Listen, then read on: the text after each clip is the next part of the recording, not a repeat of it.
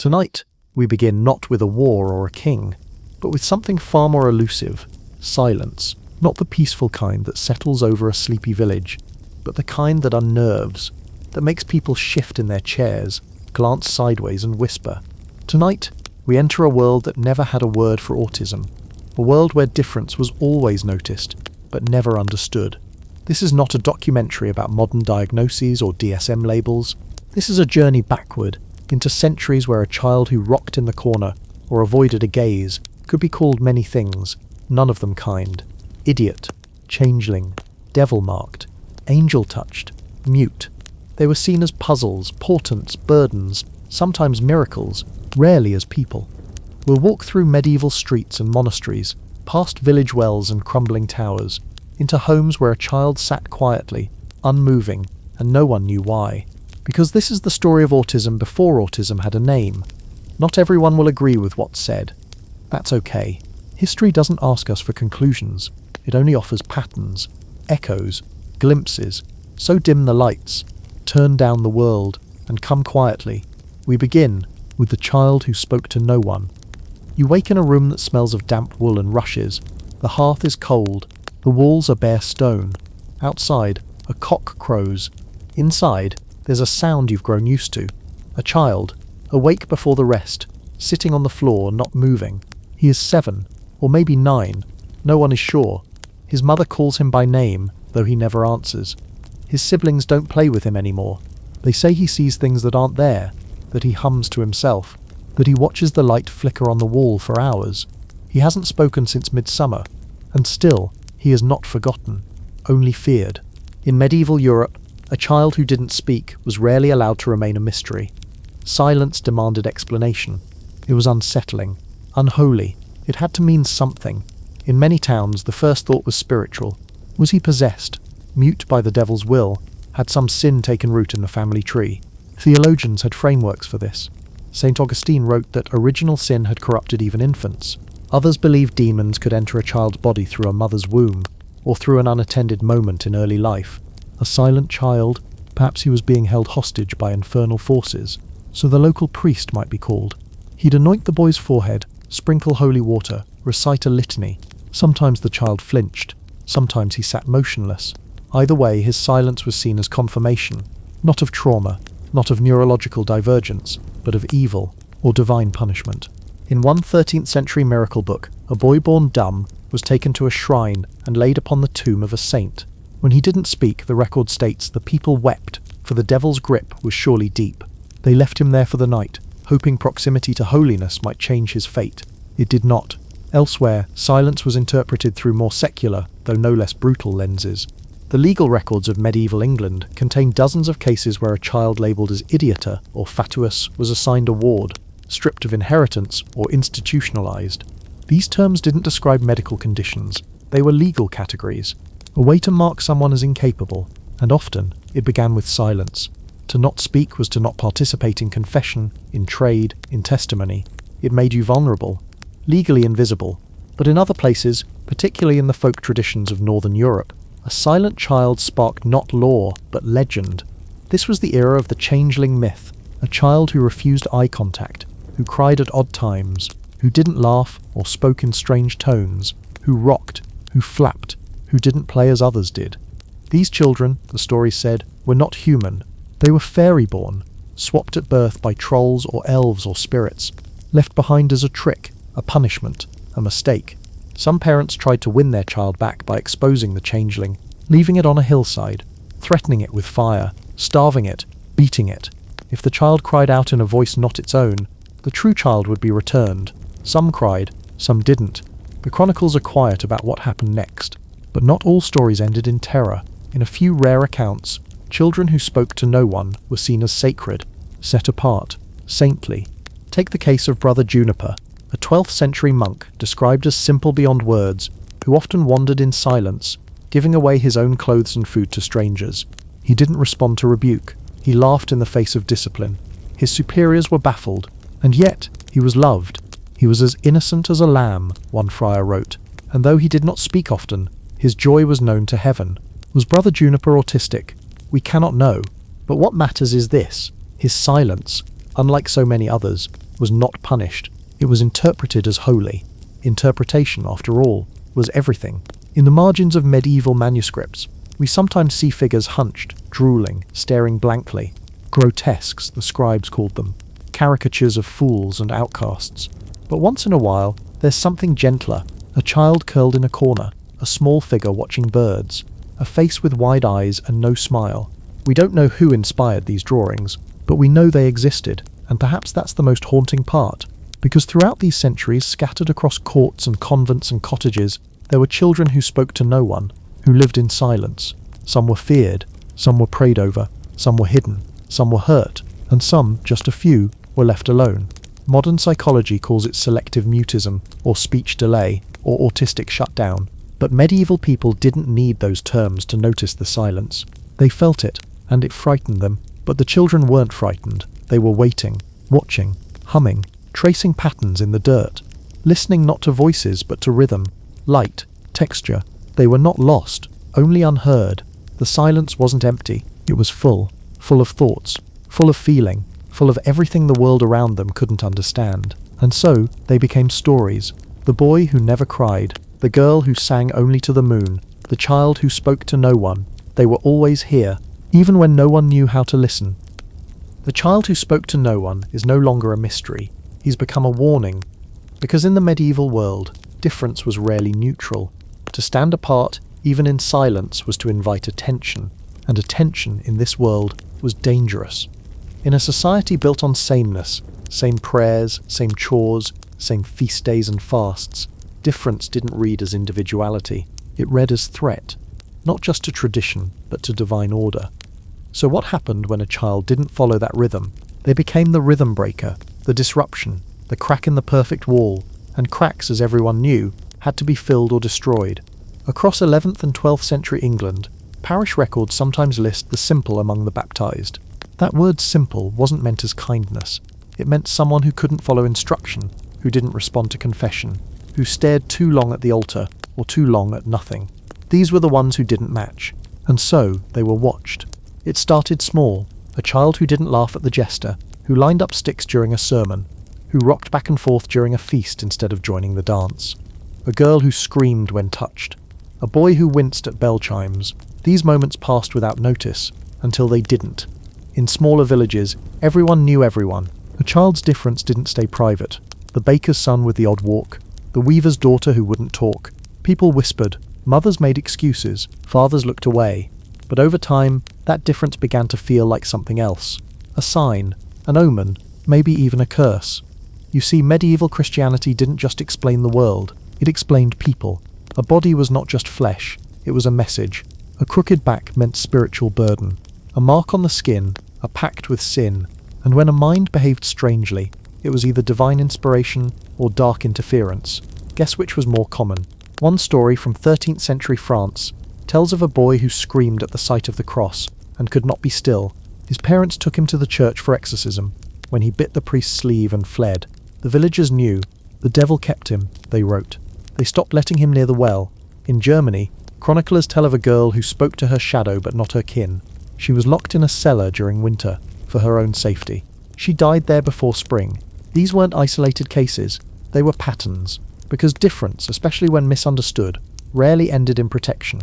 And even when it did, that protection came in cruel forms. A child might be tethered to a post, so they do not wander, or made to wear bells, so we might hear them coming. One report from Denmark describes a boy with spinning limbs and fixed gaze, being tied to a millstone to keep him from running into the river. His mother called it love, his neighbours called it wise. There was in this world no autism, only behaviours, and those behaviours outside of context became crimes. Some were punished outright. A child who laughed at the wrong time might be called blasphemous. One who stared too long at the priest might be labelled insolent. A girl who screamed at loud noises might be said to mock the mass. Corporal punishment was common. Public shaming, isolation. Even animals had more consistent treatment. And in times of fear, plague, famine, war, these differences became more dangerous. When crops failed, people looked for blame. When babies died, they searched for curses, and those who were already strange became suspects.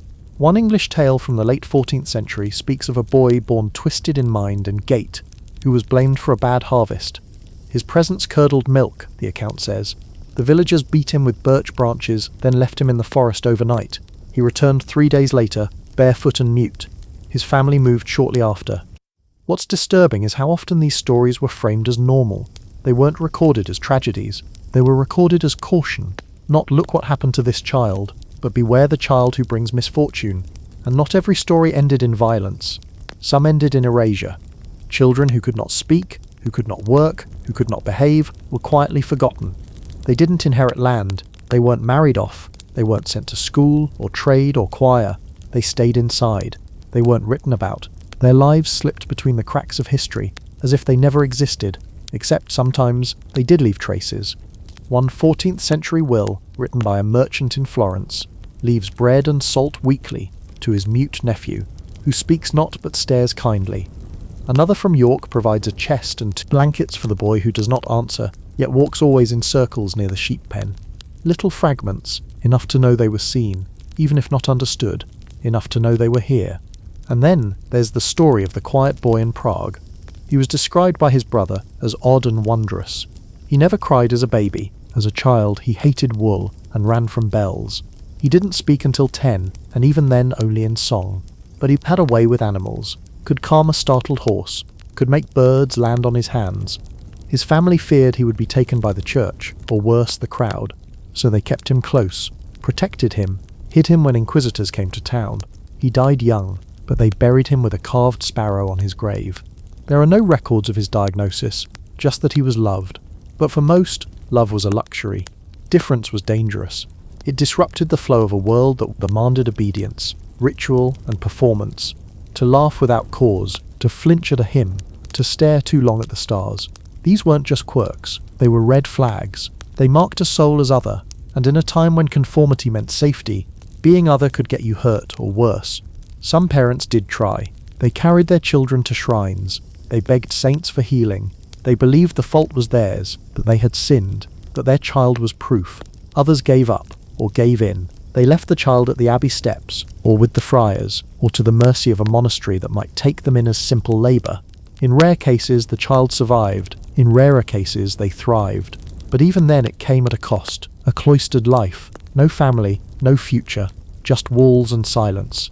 Better perhaps than the world outside, but still a kind of vanishing, because when difference meant danger, survival often meant disappearing, and yet they didn't vanish completely. They linger in margins, in forgotten letters, in odd burial records and miracle books and faded drawings of quiet faces. They existed, they endured, not as symbols, not as stories, as people. And when we look back now, truly look, we see them not as warnings, but as witnesses. Witnesses to a world that feared what it did not understand. And maybe in seeing that, we start to understand ourselves. When difference was seen as danger, the next question was always, why? Why would a child be born like this? Why would they move that way, speak that way, or not speak at all? Why didn't they understand the rules of the world? In medieval Europe, there was only one place people turned for answers: God. But the God of the Middle Ages was not gentle. He was a judge, a punisher, a father whose love was conditional and whose wrath was personal. And if a child was broken in body, mind, or soul, it had to mean something. It had to be explained. So people reached for theology, for scripture, for the words of saints and scholars who promised that nothing in this world was random. A child born different? That wasn't nature, that was judgment. One of the most widely believed doctrines of the time was that sickness and deformity were punishments for sin, either the child's own or the parents'. St. Jerome had written that the sins of the father passed to the son. St. Augustine warned that even infants bore the stain of original sin. Theologians debated how early damnation could begin, and still, families prayed. Some believed they were being tested, like Job. Others were told that they had sinned in lust, that an impure act had tainted the womb. A few were even accused of consorting with demons, or failing to confess something dark. But the cruelest twist of all was this. Even when parents believed their child was innocent, that very innocence could be framed as spiritual proof that the child was too good for this world, or not meant for it at all. Some monks claimed that a mute child was a soul touched by heaven, spared from worldly corruption. Others saw the same child as a vessel of demonic silence, a mind chained by Satan himself.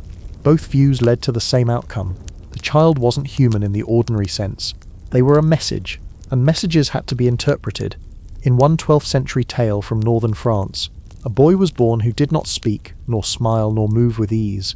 His mother fasted and prayed, believing she had angered God. The priest told her to place relics in his cradle. When that failed, they tried a ritual flogging, to expel the demon by pain. He bled. He didn't cry. He was declared cursed. In another account, from the Benedictine Abbey of Fleury, a girl was brought to the altar each week to be sprinkled with holy water. She was said to sing to the walls and weep at candles. When asked questions, she blinked but did not answer. The monks believed her soul was caught between realms, blessed or bewitched, no one could say, and so they kept her there, for years.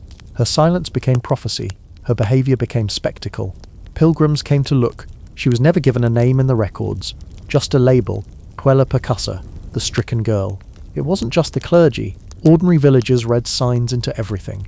A crooked gait could mean the devil was riding a child's shoulders. A flinch at incense could signal inner corruption. A gaze fixed on the stars, sorcery. This didn't always lead to violence. Sometimes it led to fear, distance, isolation, but often it led to ritual. Exorcisms were not rare in the medieval world.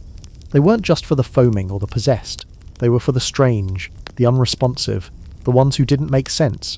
The rite itself varied. Sometimes it involved prayer and fasting, sometimes holy oil, sometimes physical restraint. One chilling record from 1294 describes a boy being held underwater in a baptismal font to drive out the wickedness. He was 5. He survived, barely. In extreme cases, the community itself could become the priesthood. There's a folk tale from Bavaria of a child who laughed during Mass, just once. The villagers dragged him to the square and circled him, chanting prayers. They held his hands to hot stones, to scare the demon, the story says. The child didn't laugh again. What makes these accounts so painful is not just the violence, but the certainty behind it.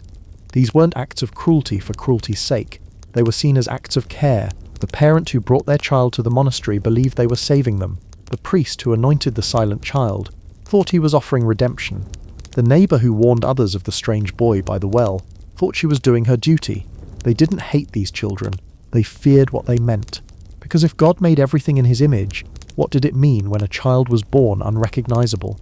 What did it mean when a child stared through you, or screamed at sunlight, or never spoke a word? Was it punishment, a curse, or a reminder that not all creation was made for comfort? There were exceptions. Hildegard of Bingen, visionary, abbess, saint, wrote in the 12th century that divine fire burns in the oddest vessels.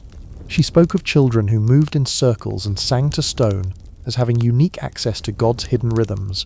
But even she could not protect such children from suspicion. Her writings were copied, misquoted, used as proof that strangeness might also be holiness. But holiness too had its dangers. To be seen as holy meant to be watched, to be used. The boundary between saint and spectacle was thin. In the miracle books of the 13th and 14th centuries, stories abound of children healed after visiting shrines.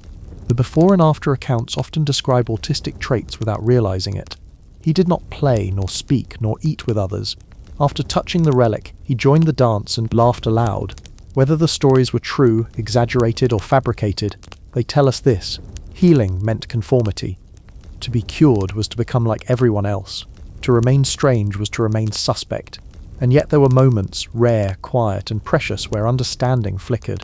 A mother in Italy writes to her confessor that her daughter speaks in riddles and gathers flowers in winter. She does not ask for healing, only patience. A monk in York records that a boy in the abbey does not answer questions but sings in Hebrew tones. No one taught him. He notes it as curious, not cursed. A woodcarver in Prague leaves behind a sculpture of a child with a blank face, fingers to lips, seated beneath an angel. These moments are few, but they are real. They remind us that even in a world of judgment, there were those who paused, who wondered, who saw. Because not everyone saw difference as damnation. Not everyone believed in curses. Some believed in mystery, in a God who painted outside the lines, and maybe, just maybe, in children who didn't need to be fixed, only understood. By now, you've seen the patterns. A child is born, and something about them doesn't fit. They don't speak, or they cry too much, or too little. They don't laugh when they should. They stare at fire. They flinch at light. They don't respond to their name. And in a world that sees God's hand in all things, difference becomes accusation. But not every medieval family turned to priests or physicians. Some turned to stories, because when religion failed to explain a child's silence, folklore stepped in, and that is where the changeling comes in. Not a diagnosis, not a metaphor, a myth, but to the people who believed it, it was as real as the dirt under their nails. A changeling was not your child, it looked like your child, it had your child's eyes, your child's weight, but something was wrong. The soul was gone, or never there to begin with. This was the explanation whispered by hearth fires and behind closed doors. Your baby had been stolen by fairies, taken into the other world, swapped in the night for one of theirs. And what you held in your arms now was not yours. The changeling myth was widespread. Ireland, Scotland, Wales, Brittany, Germany, the Slavic East. Each region had its own name, its own details. But the essence was the same. The strange child wasn't strange. They were foreign, not of this world. And that gave people permission. In parts of rural Ireland, it was believed that fairies coveted beautiful human babies. So if a baby was born healthy and alert, mothers would avoid complimenting them out loud, lest the fairies take notice. But if the child suddenly fell ill, or grew quiet, or began acting in ways no one could explain, then the fairies had already come, and the question became, how do you get your real child back? The answers were terrifying. Some families placed the suspected changeling on a shovel and held it over fire. Others left it in the woods overnight, hoping the fairies would reverse the swap. There were rituals involving urine, hot irons, salt, chants, starvation, and sometimes, though not always, the child died. One grim account from 1580s Ireland tells of a woman who believed her son had been stolen. He had stopped smiling, he flapped his hands, he cried at the sun. The priest refused to intervene, so she turned to an old woman in the village. The boy was placed in a cradle of nettles, doused in icy water, and left outside overnight. He survived, but he never walked again. In Bavaria, a changeling was identified by their unnatural appetite. One folktale says a baby who eats constantly without growing must be a troll's child. The remedy? Leave it near a crossroads with a broken mirror. If it screams, it is not human. If it laughs, it must be burned. These weren't tales for entertainment. They were explanations. Explanations for why a child didn't grow, why they didn't talk, why they didn't love like others did, why they screamed or rocked or seemed empty. In the absence of understanding, people created stories, and those stories gave them power. If a child was a changeling, the parent was not at fault. There was no sin to confess, no curse to repent, just a theft to mourn, a thief to blame. The myth gave parents something theology often didn't: absolution. But it came at a price, because once a child was labelled a changeling, they ceased to be fully human in the eyes of the community. Sympathy dried up, care turned to suspicion. Some were abandoned, some were hidden, some were killed, and not all changeling stories end in ritual. Some end in silence. A boy who rocks in the corner is never spoken of again. A girl who hums to herself is left out of family portraits. They're there in the records, in the margins, the gaps, the unspoken footnotes. Disappeared without ever leaving. And yet what's most haunting is how closely these changeling traits map onto modern understandings of autism. Descriptions like does not respond to name, stares at the fire without blinking, speaks in gibberish or sings to shadows, fights being touched, laughs at nothing, cries at sound. These are not fairy tales. These are lived realities. Then and now, we see them today in clinical forms: autistic behaviours, sensory processing differences, echolalia, stimming. But for the medieval parent, these weren't signs of neurodivergence. They were proof their child had been stolen. There's one account from Scandinavia that speaks of a baby boy who by his first birthday still hadn't babbled. He avoided eye contact. He banged his head against the cradle. His mother wept. The village midwife told her it was not her son. The forest took him, she said. You have a knot of wood in his place. They buried the boy in a shallow grave and told no one. Centuries later, a similar child might be placed in special education, given support, diagnosed, loved. But then, he was not seen as a child. He was seen as something else. Even into the 18th and 19th centuries, in rural parts of Europe, changeling beliefs persisted. One Irish woman, Bridget Cleary, was murdered by her husband in 1895 because he believed she was a fairy imposter. Her strangeness after illness, quietness, withdrawal, odd gestures was taken as evidence. The changeling myth refused to die because it filled a void. It answered questions that no one else could. It soothed the shame of a society obsessed with purity, inheritance, obedience. A child who didn't behave, didn't listen, didn't change, wasn't yours. And if they weren't yours, then it wasn't your failure. But some stories offer a sliver of light. A folk tale from the Orkney Islands tells of a changeling boy who danced in moonlight and sang to cows. He was never cured, never returned, but he became beloved. The villagers believed he brought good weather, and when he died, they buried him with coins and milk and lavender. It's just a story, but perhaps it speaks to something older, deeper, a hidden recognition that the child was strange, yes, but maybe the world needed his strangeness. Maybe the changeling wasn't stolen. Maybe he was just different, and no one knew how to see him, because that's the heart of it, isn't it? The changeling myth wasn't really about the fairies. It was about fear, about grief, about the unbearable pain of expecting one life and receiving another. And in that pain, people reached for stories. They couldn't accept that a child might be different by nature, so they imagined the child had been swapped, and they punished the body in front of them, trying to reach the one they thought they'd lost. But there was no swap. There never was. Only a child who flapped, who rocked, who hummed to the moon, waiting to be seen. The changeling myth may have faded from our lips, but its residue lingers in the suspicion, in the discomfort, in the need for eye contact as proof of connection. Because now we come to one of the oldest and most unnerving signs of difference in any era, the failure to meet another's gaze. Eyes are windows, we're told, mirrors to the soul. To not return a look is to withhold yourself. And in the medieval world, that kind of withholding, especially from a child, was not merely odd, it was threatening. Imagine it, a peasant child sitting on a straw mat beside the hearth. His mother leans down to speak. He does not look up. His father calls his name, once, twice. No flicker, no turn of the head. A visiting priest asks the boy what he sees in the fire. Still nothing. Not a blink, not a glance, just silence and staring. The child is not blind, but to those around him, he might as well be invisible from the inside out. And this refusal of eye contact became a lightning rod, because in a society that believed recognition was the first act of the soul, to not look back meant something was missing, something divine. In courtrooms and marketplaces, eye contact signified truth. To look someone in the eye while speaking was to be taken seriously. In confession it was the same. A bowed head could show humility, but averted eyes during inquiry, that suggested deceit, or shame, or possession. So when a child wouldn't return a look, adults filled in the gaps. They're hiding something. They're not fully human. They're cursed, or worse, they're empty. In monastery writings you'll find Latin phrases like oculos fugit, he flees the eyes, sometimes scrawled in margins, sometimes used as descriptors of demons, witches, or the mad. But every so often it appears next to a child's name, a silent novice, a confused student, a mute altar boy who couldn't meet the gaze of the abbot. No explanation given, none needed, because the eyes told the story. In 12th century France, a bishop writes of a boy who cannot look upon the face of others, though he does not tremble nor speak. He is described as peaceful, but also suspect. The soul, the bishop writes, reflects itself through the gaze, and where that mirror fails, something is broken. There it is again, the medieval equation.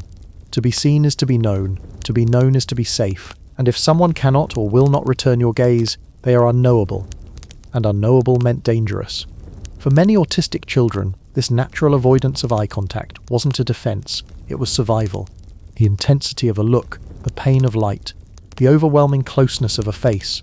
These weren't just social discomforts, they were sensory onslaughts. But there was no language for sensory processing in the Middle Ages, no understanding of overstimulation, no allowance for the fact that some people feel too much, not too little. So a child who looked away wasn't considered sensitive, they were considered insubordinate, possessed, animal-like. One tale from Bohemia speaks of a child who watched the sky but never faces. His father beat him so the soul might wake. His mother sewed small icons into his collar so his skin would be reminded of God. When he finally began to speak, his first words were, "Do not point your eyes at me." They thought it was confession. We might call it clarity. In Ireland, a changeling tale includes the line, "She would not look at her kin, but only at the wind." And in that line you hear both fear and poetry. Because for many who witnessed this trait, there was a kind of eerie grace in it. The child who stared only at moving things, smoke, fire, water, wind, through branches, light on stone, not other people, but patterns. It didn't make sense to a world ruled by hierarchy, eye contact, submission. It made sense only to the child, There are rare medieval accounts of people who saw it differently. A Cistercian monk wrote of a boy in the abbey who did not meet my gaze, but stared always at the candlelight. I feared at first he was bewitched, but then I watched his hands move as the light flickered, and I knew he was listening in his own way. That boy was later trained in the scriptorium. He never took vows, but he remained. His work, the monk writes, was the neatest and slowest I ever knew. A small note, a flicker of mercy. But for most, the failure to make eye contact continued to be read as defiance, or vacancy, or guilt. In trials, children accused of heresy or blasphemy were sometimes convicted not on their words, but on their posture, their stare, their failure to show remorse. In one 14th century heresy proceeding, a boy no older than 12 was described as unmoving and stone-faced, would not look upon his judges. The record notes that he laughed inappropriately and touched the table repetitively. He was sentenced to penance, possibly more. The account ends there. No one considered that he might not have understood the questions, that he might not have processed the faces before him as faces at all. Modern psychology tells us that autistic people often experience faces differently, less as wholes, more as fragmented details. A blur of eyebrows, lips, shadows. Gaze doesn't soothe, it overwhelms. But then, this was only seen as refusal, and refusal had consequences. So many children in so many places were forced to look. Look at me. Look at the priest. Look at your mother. Look at God. Some were punished until they did. Some were punished until they couldn't. Others learned to fake it. A glance at the forehead, the nose, the chin, enough to avoid rebuke, but never enough to feel seen. The tragedy wasn't just in the punishment, it was in the pressure. The idea that connection had to look a certain way, that recognition could only come from eye-to-eye contact, that love had to be visible to be real. And yet, the records tell another story. Children who didn't look, but listened, who didn't speak, but sang, who avoided faces, but touched animals gently, stacked stones carefully, lined up beads by candlelight, found communion in repetition, not dialogue. They weren't empty. They were full of focus, of feeling, of forms of connection we forgot how to see. One woman in 15th century Italy writes of her son, "He does not look at me, but he knows when I'm sad. He places rosemary on my lap and sings old songs. He has never said my name, but he never forgets me." Another flicker, another moment of recognition, because the soul doesn't always speak in eyes. Sometimes it speaks in silence, in movement, in pattern. But the medieval world was not built to hear that language, and so the eyes became judges, and the child who wouldn't look back became a problem to solve, or a spirit to cleanse, or a burden to bear. But they were not burdens, they were mirrors of a kind too strange for the time, not broken, just different. And sometimes in the margins, someone saw that, and looked back softly, without demand, and the child smiled, not at them, not for them, but because something in the world at last had stopped pushing. By now, the child has been called many things: strange, silent, possessed, switched, cursed. But as they grew, if they grew, the words changed. Because childhood, with all its allowances and dreams, had limits. There came a point when silence was no longer innocent, when rocking became unnerving, when difference was no longer seen as divine mystery or fairy trick, but as madness. That word madness echoes through the medieval archive like a ghost bell. Not precise, not medical, not even consistent, but powerful. To be mad was to fall outside the walls of meaning, to be untamed, undomesticated, and most of all, unreadable. And in a world where structure was salvation, to be unreadable was unforgivable. For children with autism, undiagnosed, unprotected, unseen, the path toward being labelled mad was almost inevitable. It often began with behaviour, a child who hummed under their breath, who spoke in scripts or sang to themselves, who laughed at inappropriate times, who tore fabric, or flicked fingers or bit their own hands, who wandered into spaces without asking, who refused to follow the group. In the softest light, these were quirks, but light was rare, and as they aged, the world's patience faded. The line between eccentric and insane was thin, and it was not drawn by the child. It was drawn by those watching, by priests, by neighbours, by fathers ashamed at market, by midwives who whispered warnings, by magistrates who needed order. And so the child became the mad youth. And the mad youth, that became a problem, one that needed fixing, or hiding, or caging. The medieval world had many ways of naming the strange: fatuous, fool, incipiens, without sense, dementas, deprived of mind, lunaticus, ruled by the moon. None of these terms mapped onto modern diagnoses, but all were used to describe the same patterns, people whose minds did not align with the rhythms of the time. And as time went on, those labels became heavier, stickier, unshakable. Some were carted off to monasteries, others to almshouses, a few to the growing institutions that would in time become asylums. But many, far too many, remained at home, shackled, locked in attics, chained to posts, hidden, because nothing was more dangerous to a medieval household's reputation than madness inside its walls. There's a letter from a merchant in Bruges, late 1300s, explaining why his eldest son cannot inherit it. He is touched by the moon, it reads, and speaks to goats as though they were kings. The letter is calm, businesslike. The boy is written off with a single phrase. He lived another 30 years, in the stables. Another record, this time from the parish of York, lists a girl prone to screams and laughter. She is noted as unfit for marriage, unfit for church, and finally, not to be spoken of. Her name is scratched out in later copies of the register. She had become a stain. Madness didn't just affect the mad, it infected the family, the household, the bloodline, so people hid it. And what could not be hidden, they redefined. A young man who flapped his arms and spoke in bursts was struck by divine punishment. A woman who mimicked words but never used them for meaning was said to be ridden by spirits. A boy who didn't respond to his name was considered animal-minded. Sometimes these labels protected. If you were seen as wholly mad, a fool for Christ, a blessed innocent, you might be tolerated, fed, even admired in a superstitious sort of way. But that was rare and fragile. More often you were feared, because the mad reminded the world that order was an illusion, that minds could stray, that not all souls moved in a straight line from cradle to church to grave. The mad reminded people of what they could become, and fear, especially collective fear, creates rituals.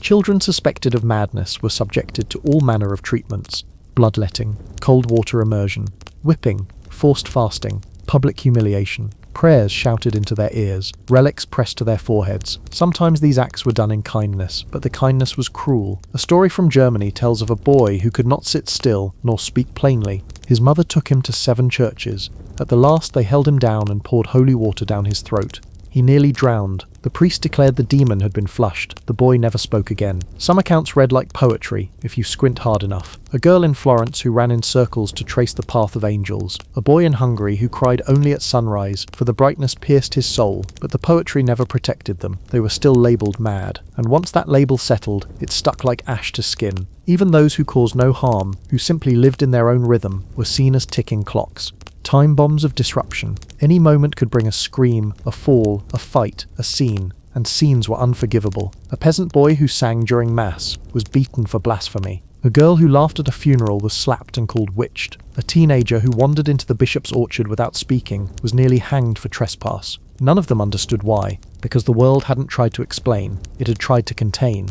And yet, among the records of fear and punishment, there are glimpses of those who saw the mad not as monsters, but as mysteries. A nun who wrote in her diary of the silent girl who counts beads and never lies. A monk who described a scribe with odd tics and averted eyes, yet hands like angels. These rare observers didn't romanticize madness, but they didn't flinch from it either. They watched, and in watching, they witnessed. Because madness wasn't always madness. It was repetition, pattern, overwhelm, untranslated language, unprocessed light. It was autism, wearing the mask that the era forced upon it, and the echoes of that misunderstanding, those layers of fear, of rejection, of shame, still ripple. They ripple in how we talk about difference, in how we expect eye contact, in how we pathologize silence, in how we punish still. The child has not changed, but the words around them must, because madness, as the medievals understood it, was not a condition, it was a verdict, one passed down by a world that could not sit with discomfort. And every child labelled mad was a casualty of that discomfort, not for what they did, but for how they made others feel. And when we trace the echoes through the pages, the margins, the silences, we do not find demons, we find children, still waiting to be understood. By now the story has bent in so many directions. Through sin, through demons, through myths and medicine and fear. But for the child who survived all that, who wasn't buried, abandoned or exorcised, another fate awaited. They were not freed, they were protected. At least that's what the world told itself. But protection in the Middle Ages had a different shape. It looked like a locked room, like meals pushed through a door, like a lifetime inside the same courtyard, like silence not from within, but imposed from without. Because sometimes love did not mean understanding, It meant containment. And that's where we arrive now, to those who were caged, not out of cruelty, but out of mercy. This chapter does not begin with a scream or a priest. It begins with a mother, kneeling, praying, asking not for healing, but for help. Her son is 17. He does not speak. He walks in lines. He rocks. He stares at water. He has never harmed anyone, but he frightens the neighbours, and she is told, again and again, that he must be kept from view. The local friar calls it merciful seclusion. He is not wrong, not entirely, but mercy here is measured in degrees of absence. In medieval Europe, especially in wealthier households, it became common to hide the strange child inside the home. Not in the cellar, not necessarily in chains, but in quarters designed to be separate, controlled, removed from scrutiny. Sometimes they were called quiet rooms, sometimes chambers of rest.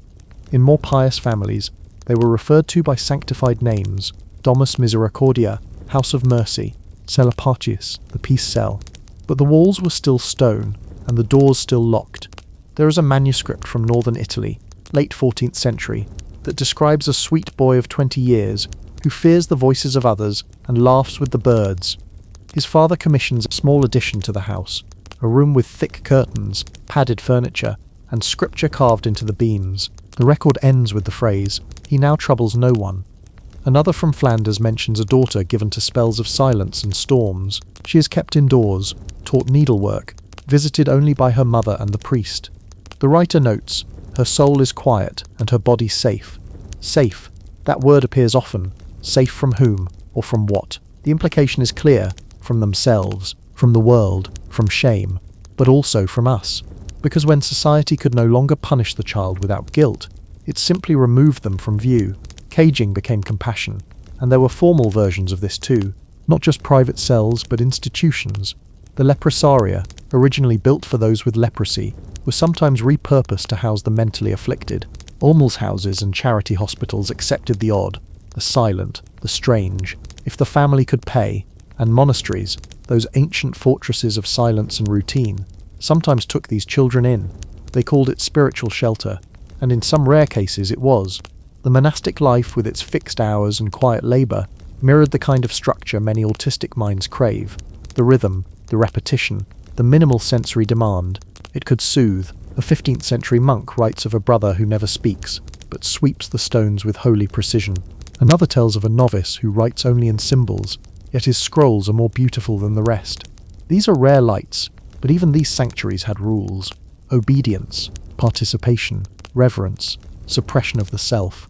A child who stimmed too much, who refused communion, who laughed at mass or shrieked in the chapel, could quickly go from monk to menace, from resident to prisoner, and in the worst cases, these religious shelters became indistinguishable from cells, windowless rooms, chains for safety, whispers of devils, because even mercy has its limits, especially when it is given in place of understanding. For the families too, the burden was complicated. Some truly believed they were saving their children from pain, from ridicule, from damnation. Others feared what their child's behaviour would do to the family name, the marriage prospects of siblings, the business, the estate, and some, we must admit, simply didn't know what else to do. There were no guides, no language, no support, and so they did what they thought was best. But best still meant isolation. There's a heartbreaking note in a court record from 1422. A man is asked why he has locked his daughter in an upstairs room for 14 years. He replies, because she dances with shadows and forgets her clothes. She walks into storms. She cannot be among people. And then he adds, she is safest when she cannot be seen. That sentence could be the motto of an entire era. Not understood, not integrated, not even condemned, just unseen.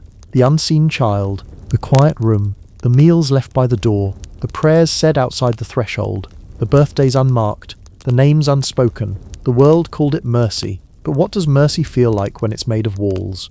There were small kindnesses, yes.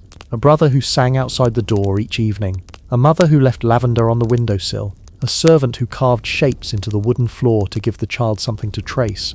But even these gestures happened at a distance. The child was not part of the household. They were the shadow beside it, and in many cases they remained that way until death, buried not in the family plot but behind the chapel, remembered not by name but by description, survived not in memory but in architecture, a narrow door, a worn path, a shutter that never opened. Sometimes after the child died, the room was kept locked out of reverence, or guilt, or fear, because even in absence the child's difference haunted the walls.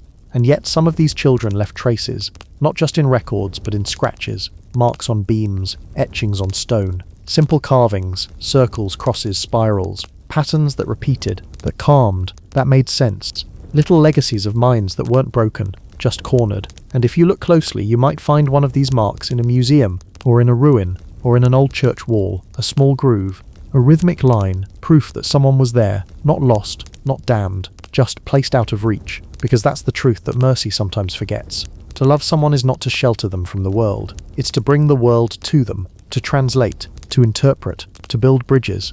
Instead, medieval society built cages, soft cages, padded cages, cages made of scripture and silk and prayer, but cages nonetheless. And within those cages were children who could have flourished, if only the world had paused long enough to see what they were already building inside themselves. The quiet child in the locked room, the boy who hums, the girl who walks in circles. In the eyes of a medieval world, desperate to assign meaning, difference could never remain neutral. It had to lean in one direction or another, toward the light of sanctity or the shadows of sin, and so came the question that shaped lives and sealed fates. Were they touched by God or marked by the devil? This wasn't metaphor, it was a framework, a sorting system, a survival mechanism, because to be labelled divine was, perhaps, to be protected, but to be seen as demonic, that was a sentence in itself. Autistic traits, now understood as variations in communication, perception or behaviour, often unsettled those who witnessed them, and unsettling things, especially in a world soaked in theology, demanded an origin. No one could be merely different. You were either chosen or corrupted. The ones believed to be chosen often ended up called holy fools. They wandered barefoot. They muttered scripture no one taught them. They didn't respond to questions, but they remembered verses. They fasted not by rule, but because the texture of bread made them recoil, and sometimes, just sometimes, these behaviours were seen as evidence of divine favour. In the Eastern Orthodox tradition, the Euroduvi were fools for Christ. Men and women who appeared irrational, unpredictable, or emotionally detached, yet were honoured for it. Their oddness was reframed as spiritual wisdom, a kind of sacred madness. One Russian account from the 13th century describes a boy who never looked anyone in the eye, but who wept at the sound of church bells. He could not carry on a conversation, but he repeated psalms with perfect cadence. The villagers claimed he saw angels. When he died young, they buried him beside the altar. But for every story like that, there were others, darker, colder, because not everyone was convinced that strangeness came from heaven.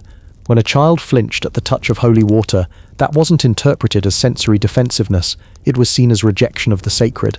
If they repeated words that sounded like nonsense, it was babbling. If they laughed during Mass, it was mockery. If they screamed at the sound of the priest's voice, it was proof of possession. And this led to another path entirely, one far more dangerous: exorcism, sometimes sanctioned, sometimes improvised, always violent. A monk's account from 127 details a girl who sang at inappropriate times and refused to eat with others. The monastery claimed her soul was under siege. They laid her on cold stone, chanted for hours. She was bound, starved, doused in holy water. She never spoke again. They called it a successful purge. She was 10. The behaviours we now recognise, hand flapping, echolalia, meltdowns, aversion to touch, were collapsed into a single explanation: the devil was inside. Possession became the catch-all diagnosis, and worse, it offered justification for suffering, for isolation, for torture. Because how do you help someone if you believe they are not themselves? How do you protect a soul you think has been replaced? And the Church, for all its hierarchy and rituals, was not immune to superstition, nor were the lay people. Local legends mixed with official doctrine. Saints and demons danced in the same breath. A child who screamed at the ringing of the bell might be seen as a prophet in one village and a witch's offspring in the next. It depended on the mood, on the witnesses, on the weather, on how much the priest had slept. There was no consistency, just reaction, and reaction had consequences. Some were locked away, some were killed, and some, an odd few, were lifted up, because in rare cases, the child's difference didn't trigger fear, it triggered awe. If they sang to animals, if they seemed to predict rain, if they drew crosses in the dirt without instruction, if they spoke in rhymes that resembled prophecy, these weren't just tolerated, they were celebrated, declared miracles. And so the same traits that condemned one child to isolation might raise another to sainthood. The deciding factor wasn't the behaviour, it was the story told around it. This is what makes the history so cruel, that fate rested not in the child's hands, but in the interpreter's mouth. and interpretation was everything. One example comes from southern France, where a young boy refused to eat meat. He preferred only soft fruits, and would cry if anyone touched his sleeves. His mother claimed he could hear the voices of saints. The bishop declared him a mystic, but 30 years earlier, in a neighboring town, a girl with similar habits was accused of consorting with demons. Her fate is unknown. What separated them? One was born to a noble family, the other was not. Power shaped holiness, and holiness shaped mercy. But autistic children did not get to choose the story told about them. They only got to live or not live within its consequences. And yet even among those labelled divine, there was no safety. Sanctity still required performance, obedience, decorum. The holy fool who flapped too much might be hidden away. The prophetic child who screamed might lose their protector. You could fall from grace as quickly as you rose into it, because the line between touched and marked was always thin, and when people didn't know where you stood, they treated you as if you could fall at any moment. That instability, that conditional acceptance, is perhaps the most haunting legacy of all, because it meant the child never knew which version of themselves would be punished. The quiet one, the one who laughed, the one who repeated the priest's words exactly, too exactly. It didn't matter. There was no right way to be different, and yet traces of something else linger. Moments when someone looked closely and didn't flinch. A nun who noted a boy's silent joy during morning hymns. A herbalist who wrote down the strange but accurate observations of a child who liked to count raindrops. They saw, if only for a moment, that these children weren't evil, nor divine, just different. And those moments matter, because they remind us that belief was never monolithic. Even in an age ruled by heaven and hell, there were eyes that looked without judgment, hands that soothed instead of struck, minds that wondered instead of rushed to explain. But the system, the weight of centuries, pressed hard, and in that pressure, the question persisted. Touched by God, or marked by the devil, it was the wrong question, but they kept asking it, and children paid the price. After the chaos of superstition, the shouting of priests, the whispers of demons and saints, what remained for a child who didn't fit? When the world outside spoke too loudly, touched too roughly, and demanded too much, where could that child go? For some, the answer was a place that didn't ask for words. The monastery. It might seem like an unlikely refuge, a structure built for faith, for sacrifice, for rules. But in those same rules, there was rhythm. In that silence, there was space. And within the walls of stone and shadow, some autistic children found, if not understanding, then at least a kind of peace. This was not universal. Not every monastery was kind. Not every monk was gentle. The cloister was still part of a society that feared difference, but it offered something most of the world didn't: structure. The monastic day was carved into segments, hours of waking, of prayer, of labour, of rest. Bells marked the transitions, tasks repeated, week after week, year after year. Meals were taken in silence. Reading was encouraged, though not always conversation. Solitude was not suspicious. It was holy, and for a mind overwhelmed by unpredictability, that kind of predictability could feel like air. There are scattered records of boys brought to monasteries, not because they expressed a calling, but because no one else knew what to do with them. Described as slow, odd, silent, or overzealous. Boys who flinched from touch or avoided eyes, who were too different to live comfortably in the world of trade or field or courtship. Their families often hoped the monastery would civilize them, but sometimes it didn't have to. Sometimes it simply let them be. A 14th century Cistercian account speaks of a novice who fears the dining hall, but excels at the garden. The monk writing it does not judge, he simply adds, "So we let him tend the herbs. He sings to them. They seem to grow better under his care." Another record from York mentions a boy who never learned Latin properly, but who copied psalms in beautiful block script. His spelling was imperfect, but the rhythm was consistent. He was assigned to the scriptorium, not because he was clever, but because he was calm. It wasn't always gentle, of course. There were monks who misunderstood rocking as disobedience, who interpreted flinching as defiance, who believed loud laughter or sudden outbursts to be signs of possession or pride. And yet, compared to the world outside, where a child could be beaten, abandoned, or declared a devil, the monastery, even in its flaws, offered something closer to care. There were rules, yes, but the rules didn't shift. There were expectations, but they were written down. There were punishments, but they were predictable. For a child already struggling to make sense of an ever-changing world, the stability of cloistered life could feel safer than freedom. One Benedictine entry tells of a boy who never spoke to others, but who arranged the stones in the garden path every morning. When a visitor moved one, the boy noticed within seconds. He did not scream.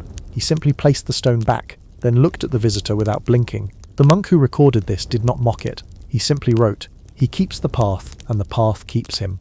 Monastic life had built-in accommodations, even if it didn't call them that. Silence was normal, so was solitude.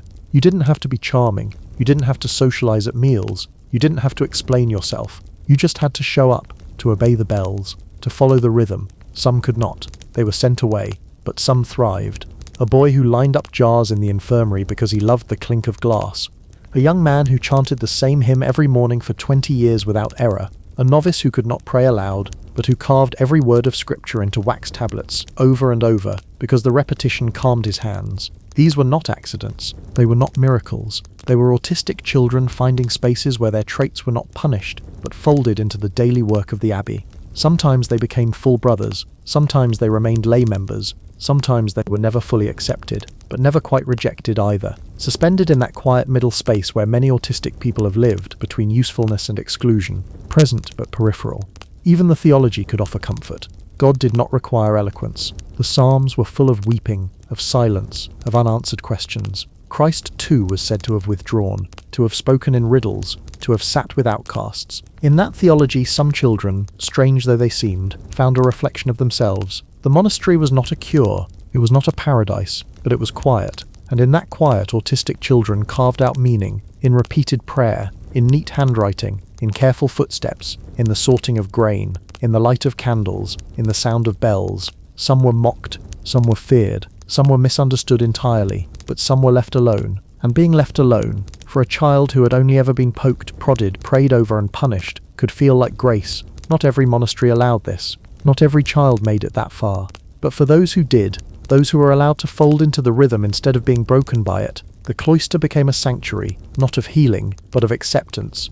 Even if the monks didn't understand autism, they understood pattern, they understood ritual, they understood the value of repetition, the power of quiet, the sacredness of the everyday.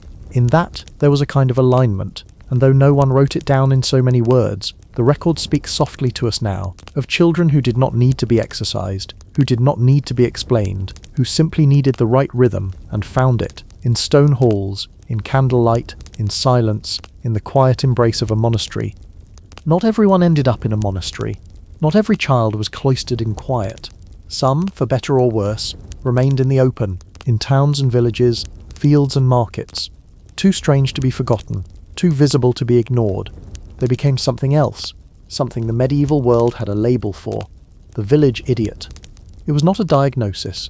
It wasn't a role someone chose, but it became a role nonetheless.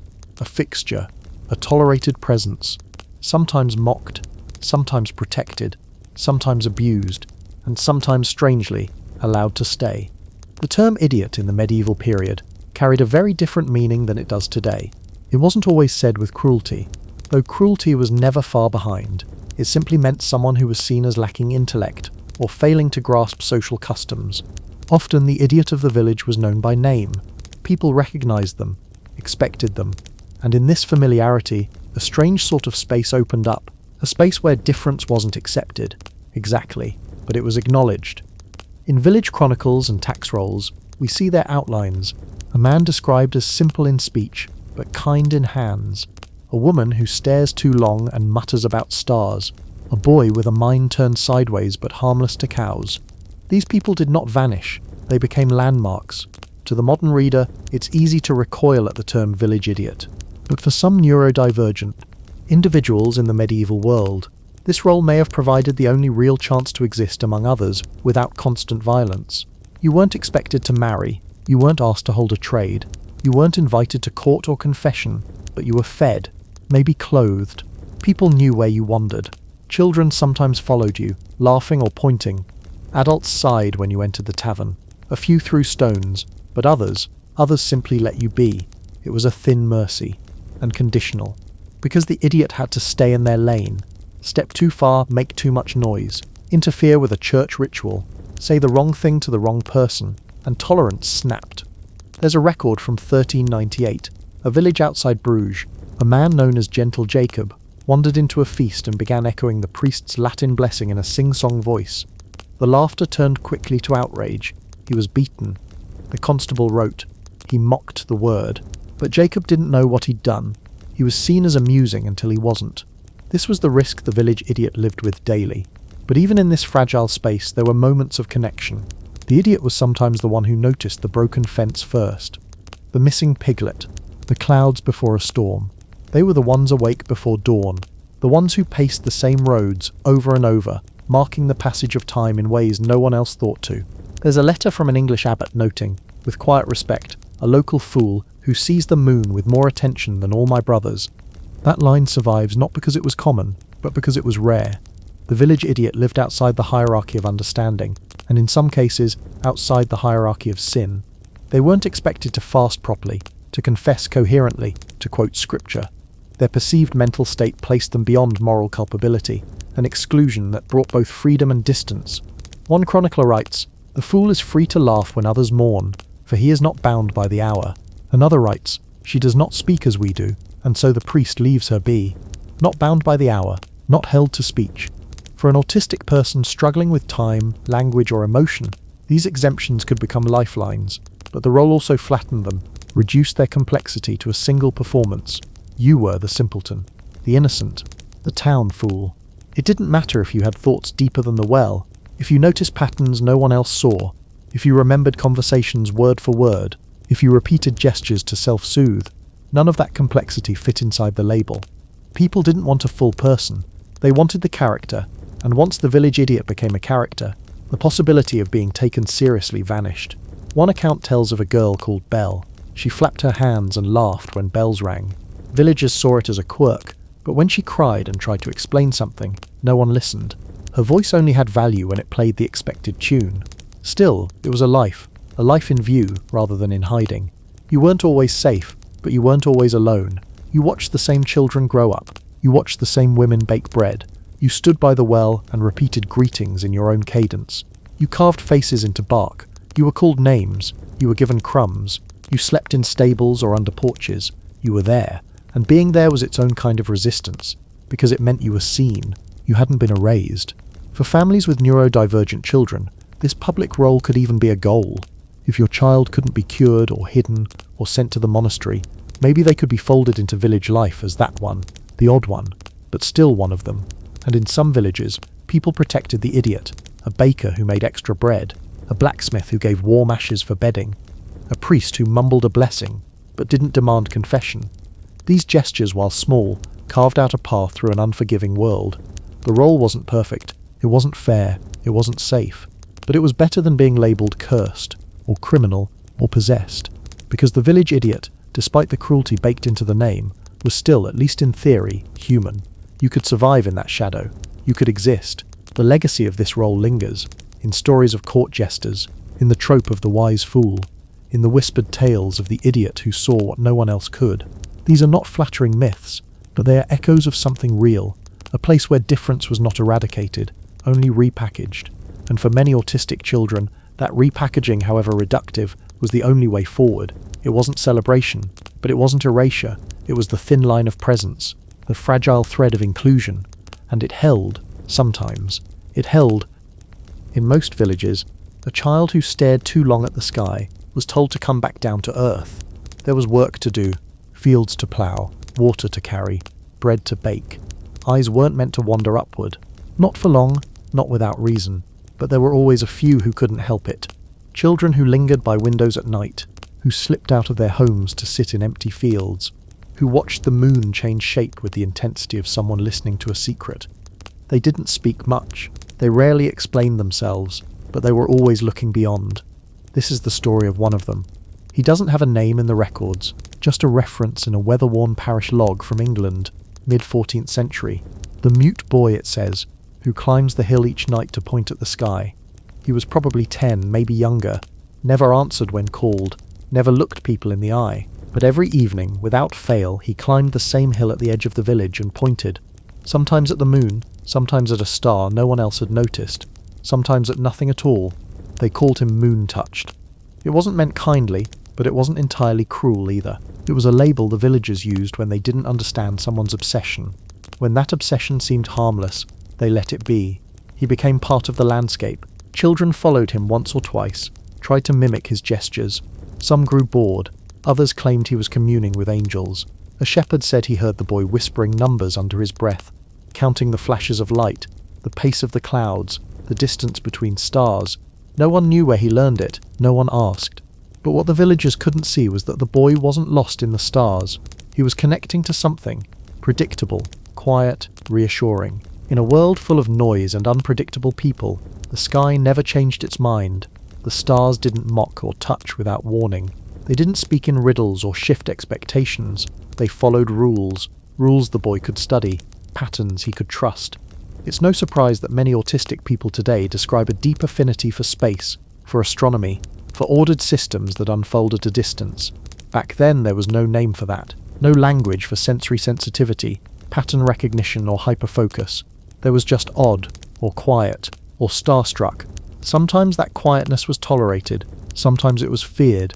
In a miracle report from Germany, a young girl was described as possessed by moonlight. She wandered at dusk, sat alone, refused communion. The locals thought she was cursed. A priest attempted to wake her spirit with cold water and prayer. She didn't respond, but when night fell, she returned to the hillside, eyes fixed on the stars.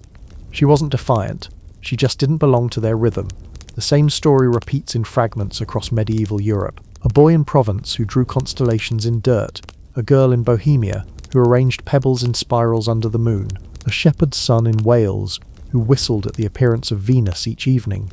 They weren't recognized as gifted, they weren't praised as seers, but they survived, often because their rituals, however strange, were consistent, and consistency in an uncertain world was a kind of power.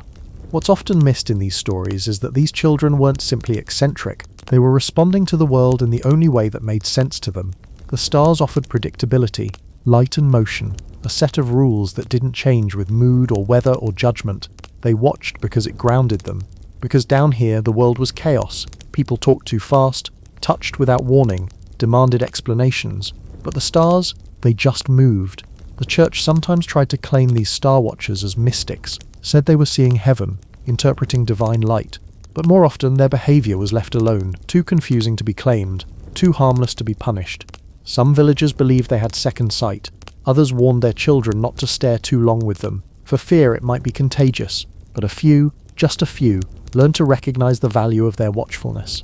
A record from Milan tells of a silent boy who accurately predicted a frost based on star visibility and wind direction. He didn't speak, he just pointed to the sky, then to the crops.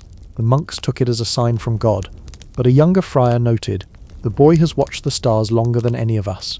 Perhaps he simply understands them. It's easy to romanticize these children as prophets. It's also easy to pity them as lost. But neither version tells the whole truth. They were observers, and in their observation, they found clarity others missed. In a time before telescopes, before almanacs, before scientific methods, watching the sky with discipline was no small thing. These children were tracking motion, calculating intervals, discerning patterns, not because they were trained, but because their minds were drawn to it. The stars became a sanctuary of logic in a world governed by fear. Of course, not every star watcher was safe. Some wandered too far, some were mistaken for mad, some disappeared from records altogether, but their presence, however quiet, left marks. Small notations in monastic calendars, strange carvings in chapel walls, chalk circles in places no one could explain, stories passed down of the boy who always looked up and always knew when the rain would come. These traces remind us that autistic minds have always been here, not just surviving but contributing, not just tolerated but witnessing, holding knowledge the world didn't know it needed. And while most villagers eventually forgot the names of the ones who watched the stars remembered, because they were watched with devotion, with trust, with the kind of attention that asks for nothing in return. It's tempting to think of these children as out of place, but maybe it's more accurate to say they found a place others overlooked, a rhythm that wasn't imposed by society, but offered by the sky itself. Each evening the same procession, each night the same glittering silence, each season a familiar turning. That's not absence, that's presence on a different scale. And that boy on the hill, the one pointing silently toward the constellations, he wasn't waiting for someone to explain them. He already understood, he just didn't have the words to tell you. Or maybe he didn't need them. He spun in circles behind the barn, not wildly, not with laughter, just slowly, deliberately, like he was winding himself back into a center only he could feel. To the rest of the village it looked strange, maybe even disturbing.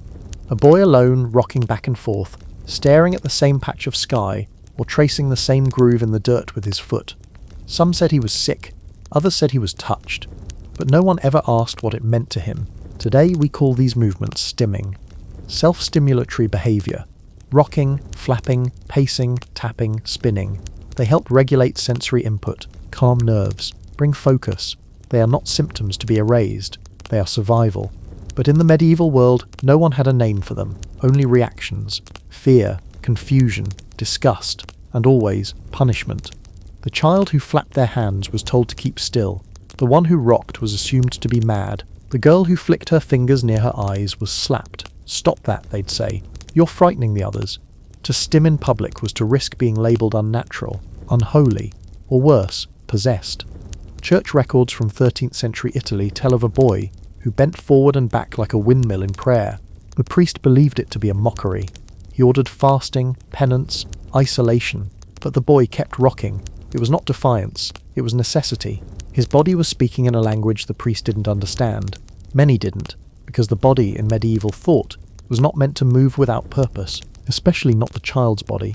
It was to be trained, subdued, kept still in church and quiet in the home. Any spontaneous, repetitive movement was treated as disorder, or worse, possession.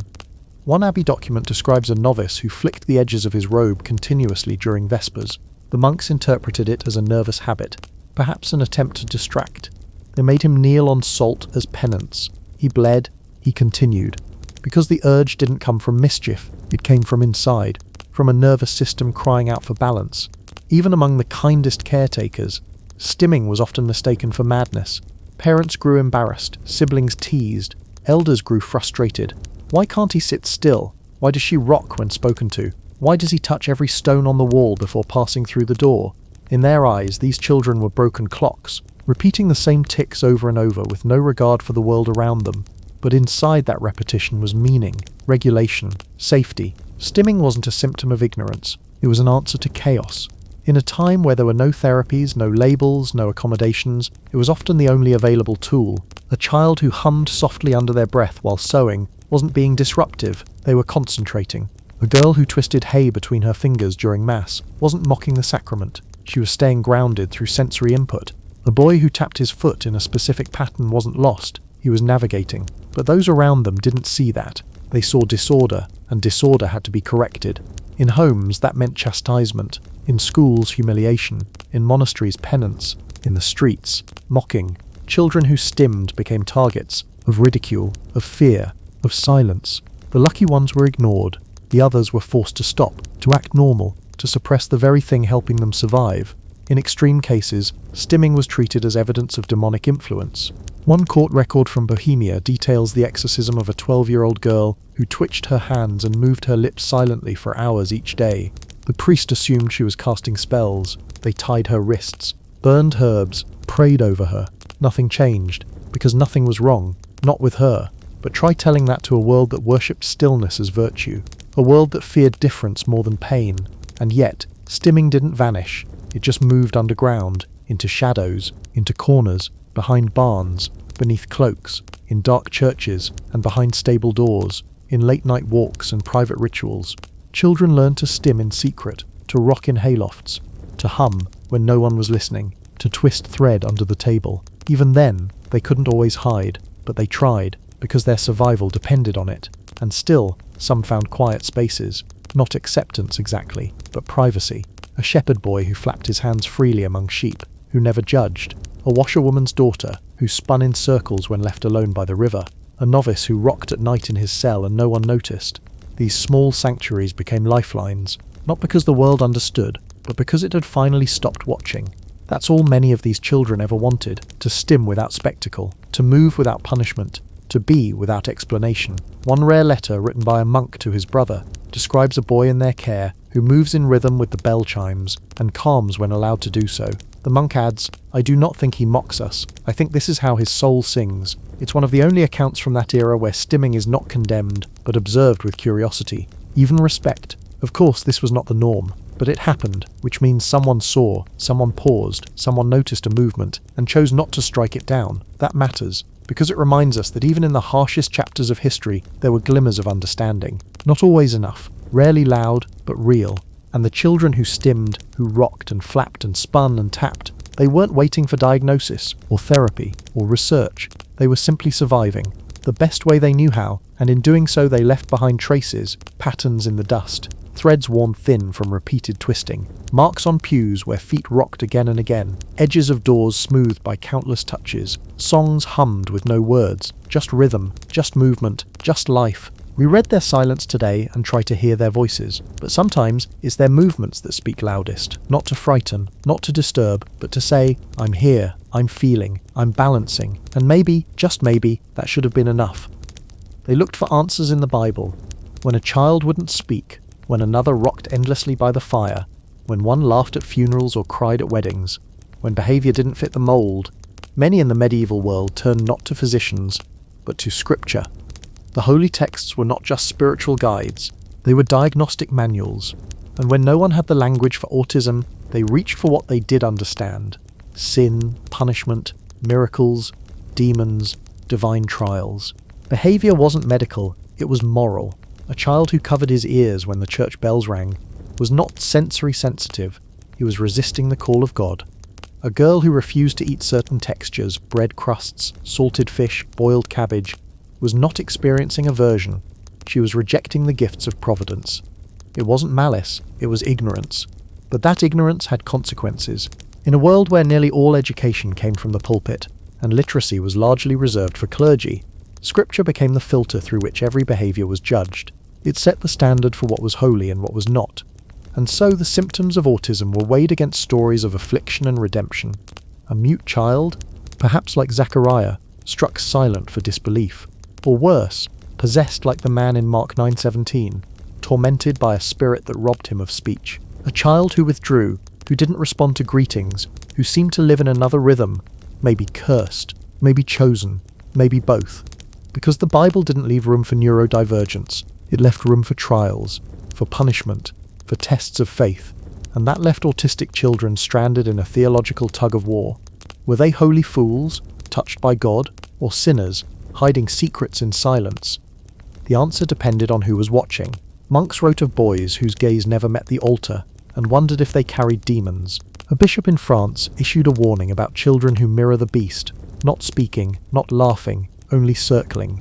Priests were taught to interpret odd behaviour as spiritual unrest. The exorcism manual of 1452 even included a section on children who babble alone or spin their heads, urging clergy to pray without ceasing and break the cycle of delusion. These weren't isolated ideas, they were institutional responses. The church was not cruel by intention, but its lens was theological, not neurological. It couldn't see wiring, only will. So when a child didn't behave as expected, they weren't diagnosed, they were evaluated spiritually, and the results weren't always gentle. Some were forced to fast until they confessed. Others were beaten, not in anger, but in ritual blows meant to drive out whatever spirit was hiding behind the silence. There is a case recorded in the margins of a German monastery's logbook. A boy 11 years old who wandered the chapel at night, whispering the same phrase to himself, 2, 3, 2, 3, again and again. The monks interpreted it as a summoning. They held him under cold water, shouting prayers. He survived. He never spoke again. All because no one recognized a coping mechanism. A stim, a ritual of order.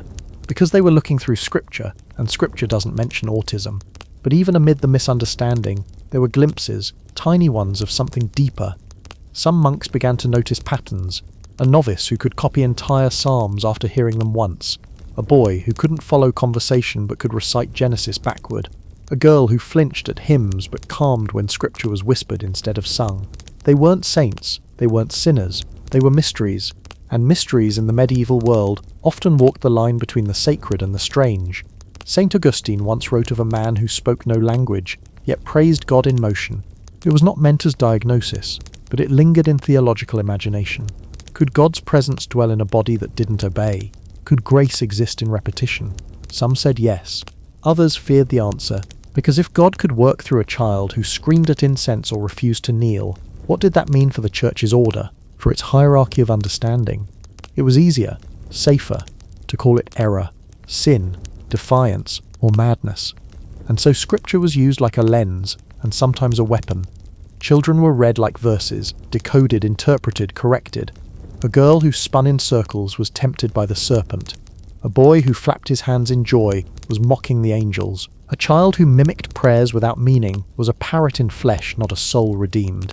These were not metaphors, they were real phrases, real punishments. And yet there were quiet exceptions. A monastic physician in the late 14th century wrote, "Some children do not follow the rules of the world. They move in their own rhythm. I do not think they are cursed. I think they are music that we cannot hear." No one copied that phrase into doctrine, but someone preserved it, because it mattered, because it saw.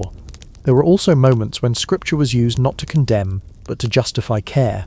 A monk assigned to kitchen duty notes in a margin, "The boy will only eat porridge with honey. He cannot bear salt. But God gave the bees as well as the sea." In that one line, compassion over correction. A rare thing, but it tells us something important, that even in the age of punishment, of misdiagnosis, of holy fear, some people found ways to meet these children where they were, to let the psalms be hummed instead of spoken, to allow a child to rock in the corner during Mass, to believe that silence did not always mean sin. It wasn't common, but it happened, and it meant survival, because not every autistic child was broken by scripture. Some hid behind it. Some translated themselves through it.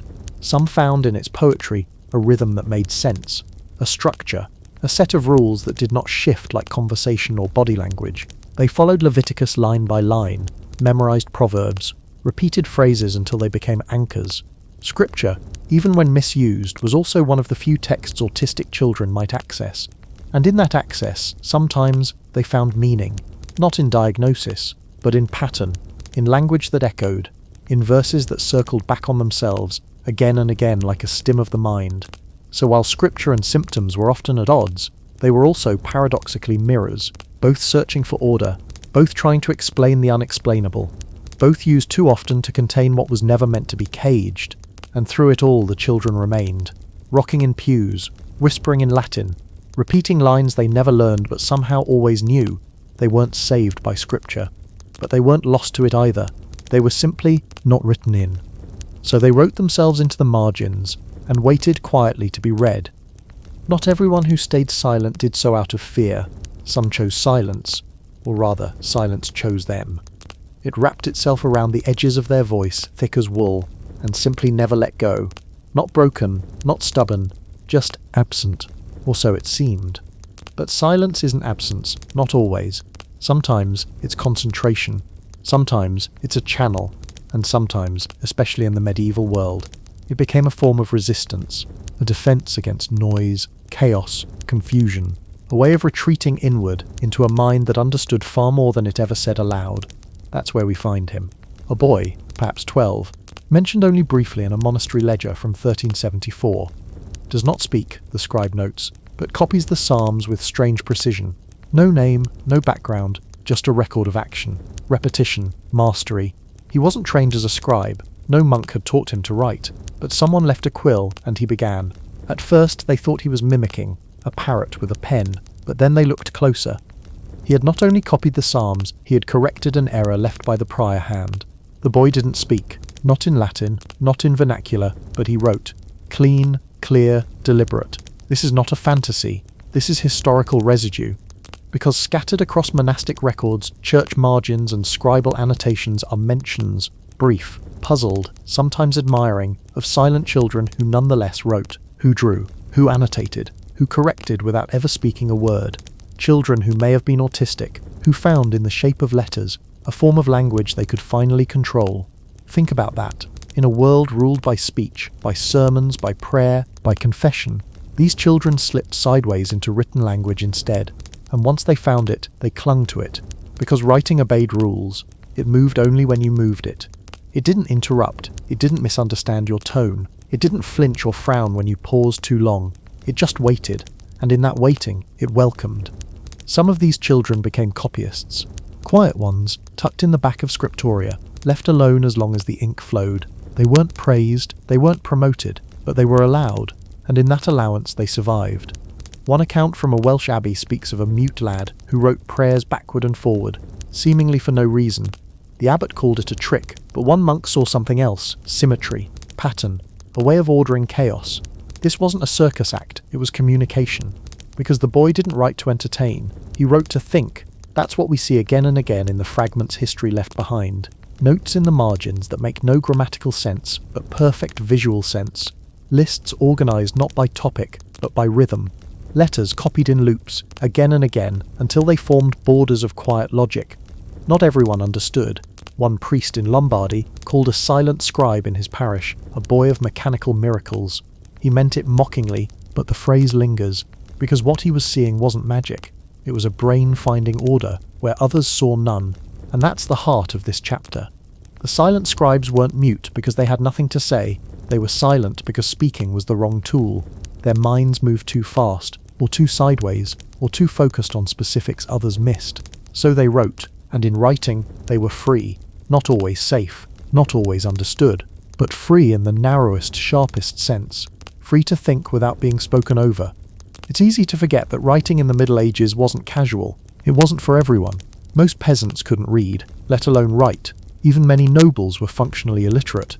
So when a child wrote fluently, compulsively, it was noticed, and sometimes feared. A girl in a convent outside Reims was documented for scratching letters into her bed frame with her fingernails. The nuns said she was disturbed, that she was etching blasphemy in sleep.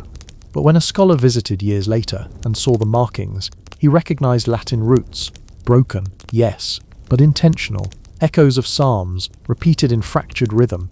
It wasn't madness, it was literacy, without permission. Because these children didn't always learn by instruction. They watched, listened, absorbed. They memorized entire sermons after hearing them once, recalled chants perfectly, counted syllables, matched phrases, and then, in private, they wrote. Not always for others, often for themselves, for the rhythm, for the peace, for the safety of marks that didn't judge. And yet, despite their gifts, few silent scribes were ever truly recognized, because their silence unnerved people. If you didn't speak, you were suspicious, or sad, or soulless. Saint Benedict wrote that idle silence is the enemy of the soul, but these children weren't idle. Their silence was thick with effort, with thought, with grammar rearranged like puzzle pieces in the margins of borrowed parchment. They weren't empty, they were full, just differently. And while most of their names are gone, their hands left traces. There are medieval manuscripts today with pages rewritten by unknown scribes whose handwriting doesn't match any known monk, whose ink pressure is inconsistent, whose lines sometimes drift into visual patterns, waves, spirals, symbols repeated not for meaning but for motion. We don't know who they were, but maybe we do. Maybe they were the ones who never spoke in class, the ones who avoided eye contact, the ones who trembled at touch but lit up at letters. Maybe they were the silent scribes, and maybe, just maybe, they weren't lost to time, because while their voices were never heard, their writing remained, faint, unassuming, but there, just like them. They didn't have the word autism. What they had were rituals, and fire, and fear. When a child acted strangely, when they twitched or hummed, when they laughed at the wrong time or screamed at the wrong light, it wasn't a question of neurology, it was a question of spirits. Were they haunted, afflicted, possessed?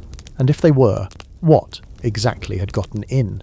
This was the shadow beneath medieval life, a world where sickness could be seen as punishment, where madness was the devil's playground, and where the difference in a child's gaze too intense, or not returned at all, could signal something terrifying. Possession, not metaphorical, literal. The body as battleground, the soul as hostage.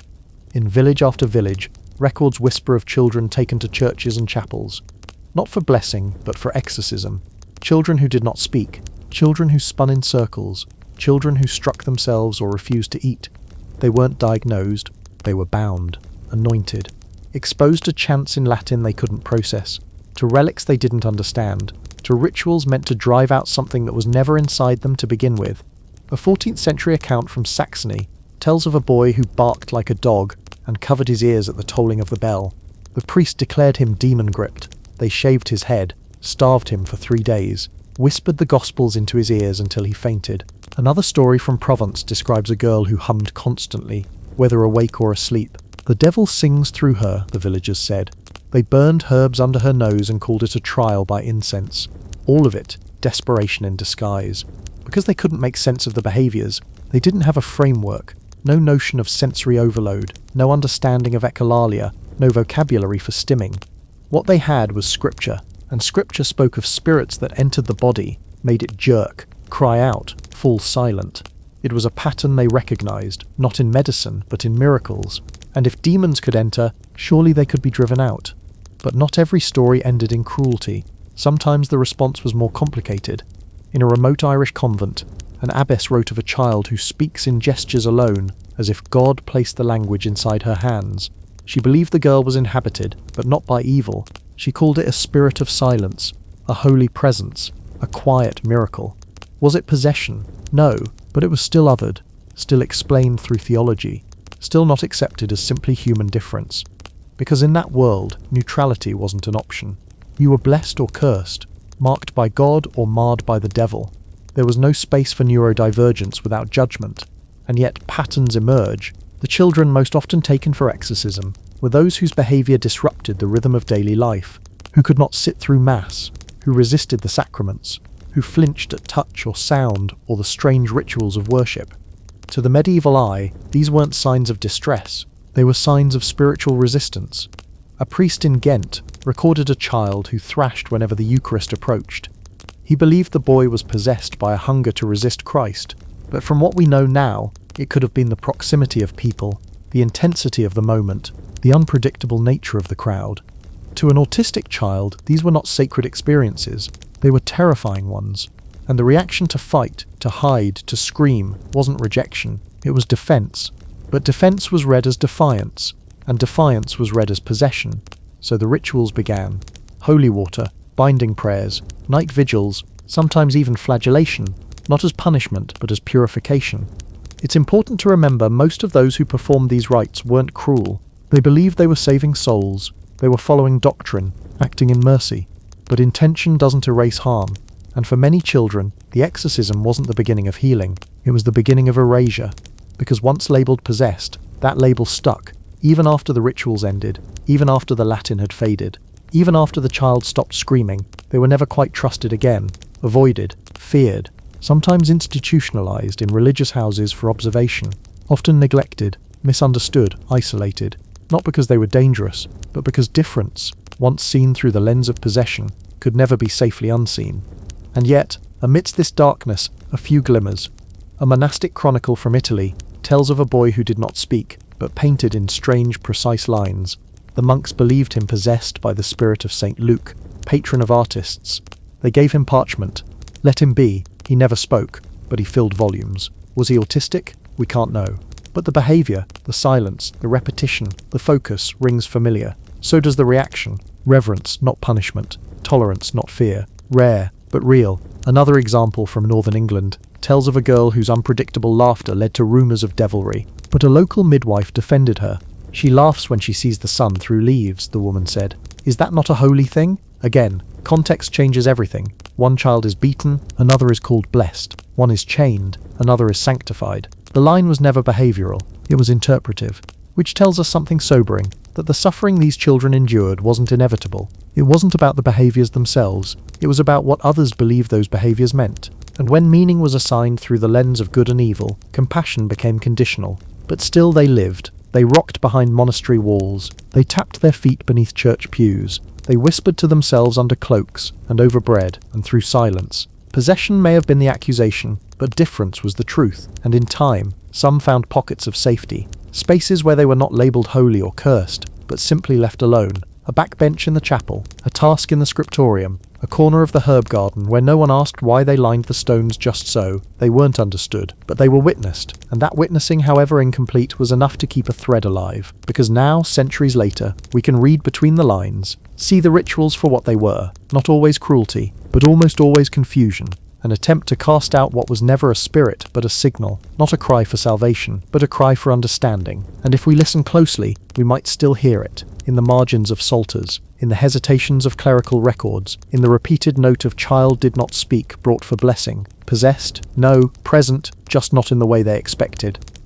There are few things more unnerving than laughter in the wrong place. In the medieval world, timing was everything. Joy had its proper season. Laughter had its proper place. A giggle at a funeral, a chuckle during Mass, that wasn't merely strange, it was dangerous. Because in that tightly ordered society, emotion wasn't private, it was public. It had to match the moment, and when it didn't, it drew attention, it drew suspicion, and sometimes it drew punishment. Imagine it, a stone church, the flicker of candlelight, the priest lifting the host, and from the back, giggling. Not hysterical, not mocking, just misplaced. Maybe it was a child, 7, 8 years old. Maybe he wasn't even looking at the altar. Maybe he was staring at a beam of light through stained glass, or the flutter of a moth circling above the pews. But he laughed, and the silence cracked. People turned. That sound, sharp, bright, unexplained, wasn't just distracting, it was offensive. What kind of soul laughs when others weep? What kind of child finds joy in moments of death, silence, discipline? They didn't ask what he saw or what he felt. They asked what had gotten into him, because in that world, laughter when it didn't belong was treated like an infection. It spread, it unsettled, and it needed to be stopped. Inappropriate laughter was one of the earliest signs cited in descriptions of madness. In court, records, medical notes, even miracle accounts, it's there. Laughter where there should be grief, smiles that couldn't be explained, joy that arrived without permission.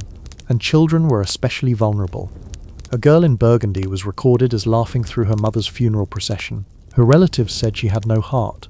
A friar whispered that she had no soul. They shaved her head and sent her to the convent for correction. In truth, maybe the funeral was too much. Maybe it overloaded her senses. Maybe the rhythmic tapping of the coffin wheels calmed her, or confused her, or made her laugh, not out of cruelty but confusion, or release. But no one asked, because the moment had passed and she had broken it. Another story tells of a boy in Bohemia who laughed every time someone prayed aloud. The villagers thought he was mocking God. He was brought before the bishop. They called it blasphemy. But a monk who observed him noticed something else.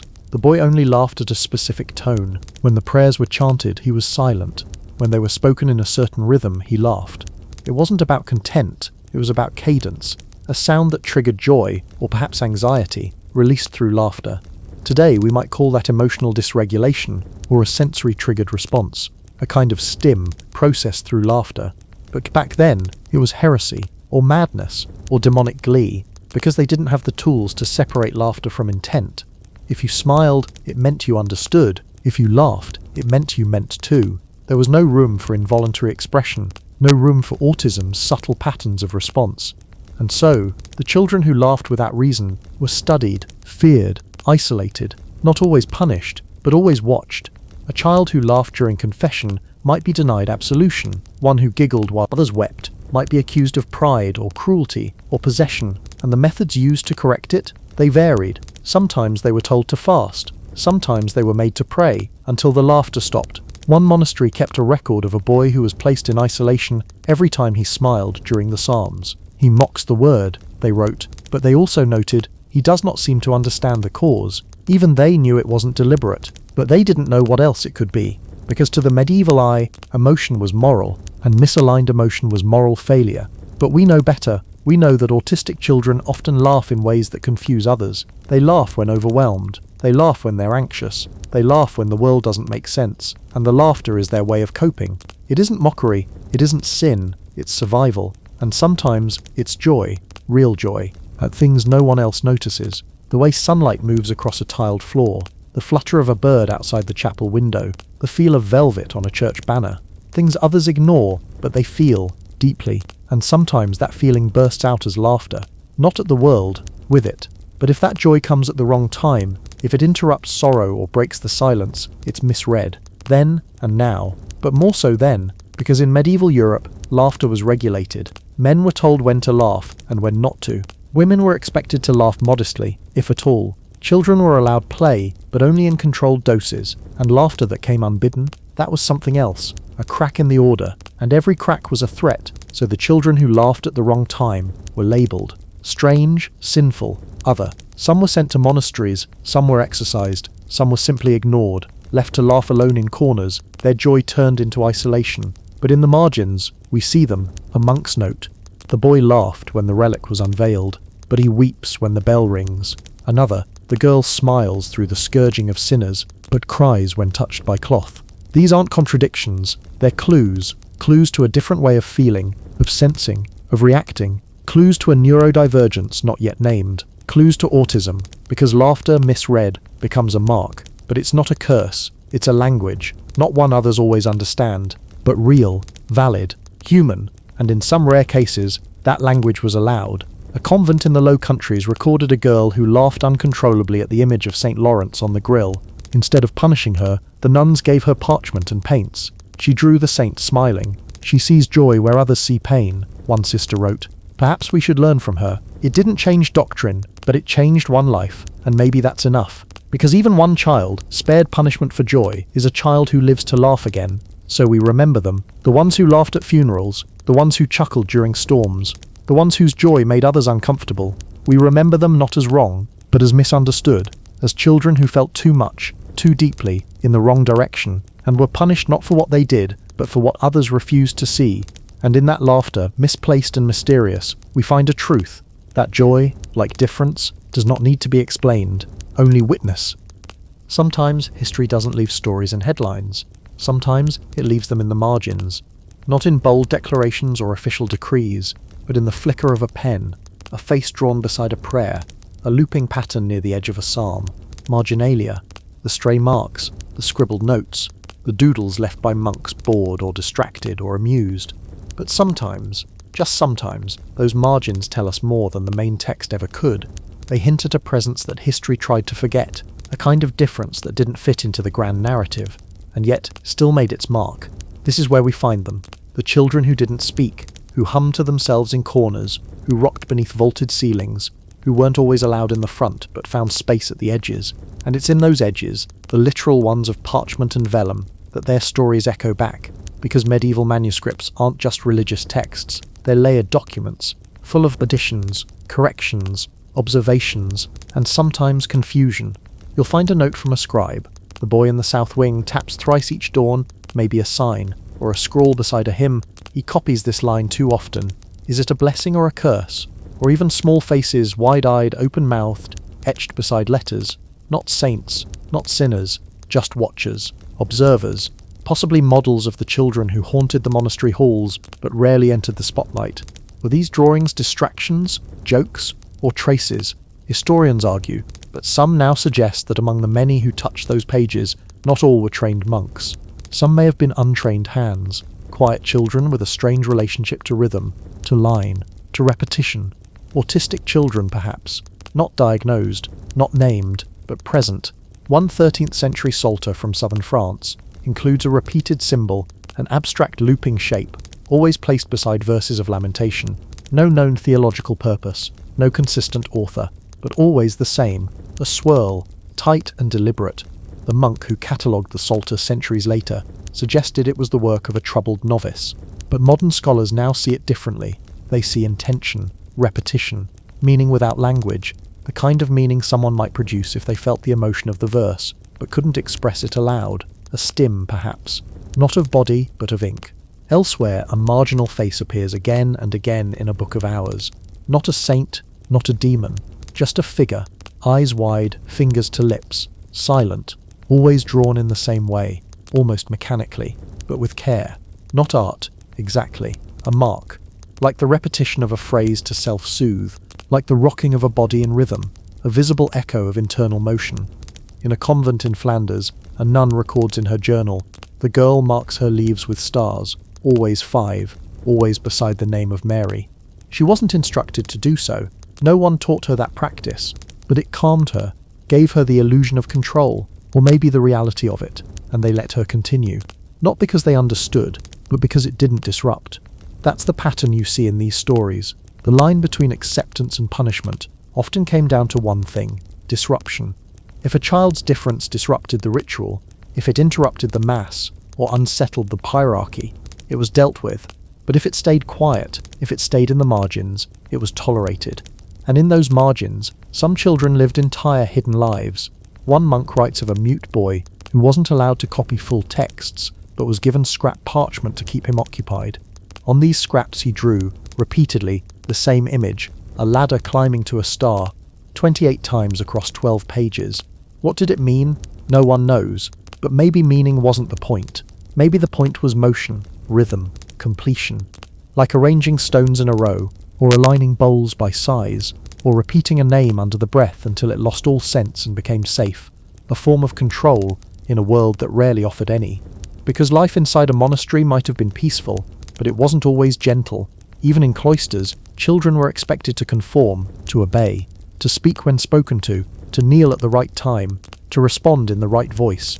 Those who didn't, they stood out, unless they learnt to fade, to shrink, to retreat into the safe spaces left untouched by doctrine, the margins, where no one paid too much attention, where doodles were seen as harmless, scribbles as distractions, where a child could repeat a pattern 500 times and be ignored or protected. Some believe that the tradition of illuminated manuscripts, those lavish, colourful pages, may have grown in part from this interplay of order and disorder, of script and scribble. That, in the tension between formal writing and spontaneous illustration, something new was born, and maybe, just maybe, some of that spontaneity came from the hands of children who didn't fit the mould, who weren't praised for sermons, who weren't good at confession, who didn't weep at the right times, but who could draw a perfect spiral, eyes half closed, who could copy a phrase until it became sacred through sheer insistence, who could echo, not the sound, but the feeling, children who weren't heard, but were seen in ink. Today, scholars catalogue these marks. They try to assign meaning, but meaning isn't always the point. The point is presence. These children existed. They didn't write their names, but they left traces, in a swirl, a repeated word, a margined face with blank eyes, and perhaps in those traces we catch the outline of something bigger, a population that history overlooked, that church records didn't know how to name, that medical texts ignored, but who were there, living, feeling, marking the world in quiet ways, not in the centre, but always nearby. And maybe that's the most powerful legacy, not the grand confession, not the dramatic miracle, but the quiet insistence. I was here. Some were never named, some were never baptized, some were never even mourned. They were the ones who cried too often or not at all, who didn't flinch at loud sounds, who didn't respond to touch, who stared into space when others reached for them. And because the world didn't understand them, it erased them, not always with cruelty, sometimes just with silence. But silence can bury as thoroughly as stone. In medieval Europe, difference was a dangerous thing, and in children it was sometimes fatal. We've already traced the ones who lived on the margins, misunderstood, mislabeled, mistaken for saints or demons. But there were others, the ones whose lives ended early, whose stories never made it into the margins, who didn't survive long enough to be misread, because in a world shaped by rigid expectations of childhood behaviour, where a baby was expected to cry at birth, to smile by a few weeks, to respond by a few months, failure to meet those expectations wasn't a curiosity, it was a threat, and threats in medieval theology and folk belief had to be dealt with. Some children were simply abandoned, left at church doors, at convent steps, in woodland shrines. Some were taken in, some were not. The reasons varied: poverty, illness, shame. But beneath many of those choices lay a simple, terrifying truth. The child was wrong. Wrong in ways no one could name, but everyone could feel. The ones who wouldn't nurse, the ones who screamed day and night, the ones who rocked or flapped or stared for hours at beams of light. Today we might recognize sensory processing issues, or nonverbal autism, or seizures, or any number of neurodevelopmental differences. Back then, they were called cursed, or swapped, or broken. The changeling myth wasn't just a story, it was a coping mechanism. Because if a child was too different, too difficult to explain, it was easier to believe it wasn't really your child at all. Easier to think the fairies had stolen the real one, that the spirit world had played a cruel trick, that you were not the parent of a flawed child, but the victim of a supernatural theft. And what do you do with a stolen child? You try to get yours back, which meant, sometimes, harming the one you had.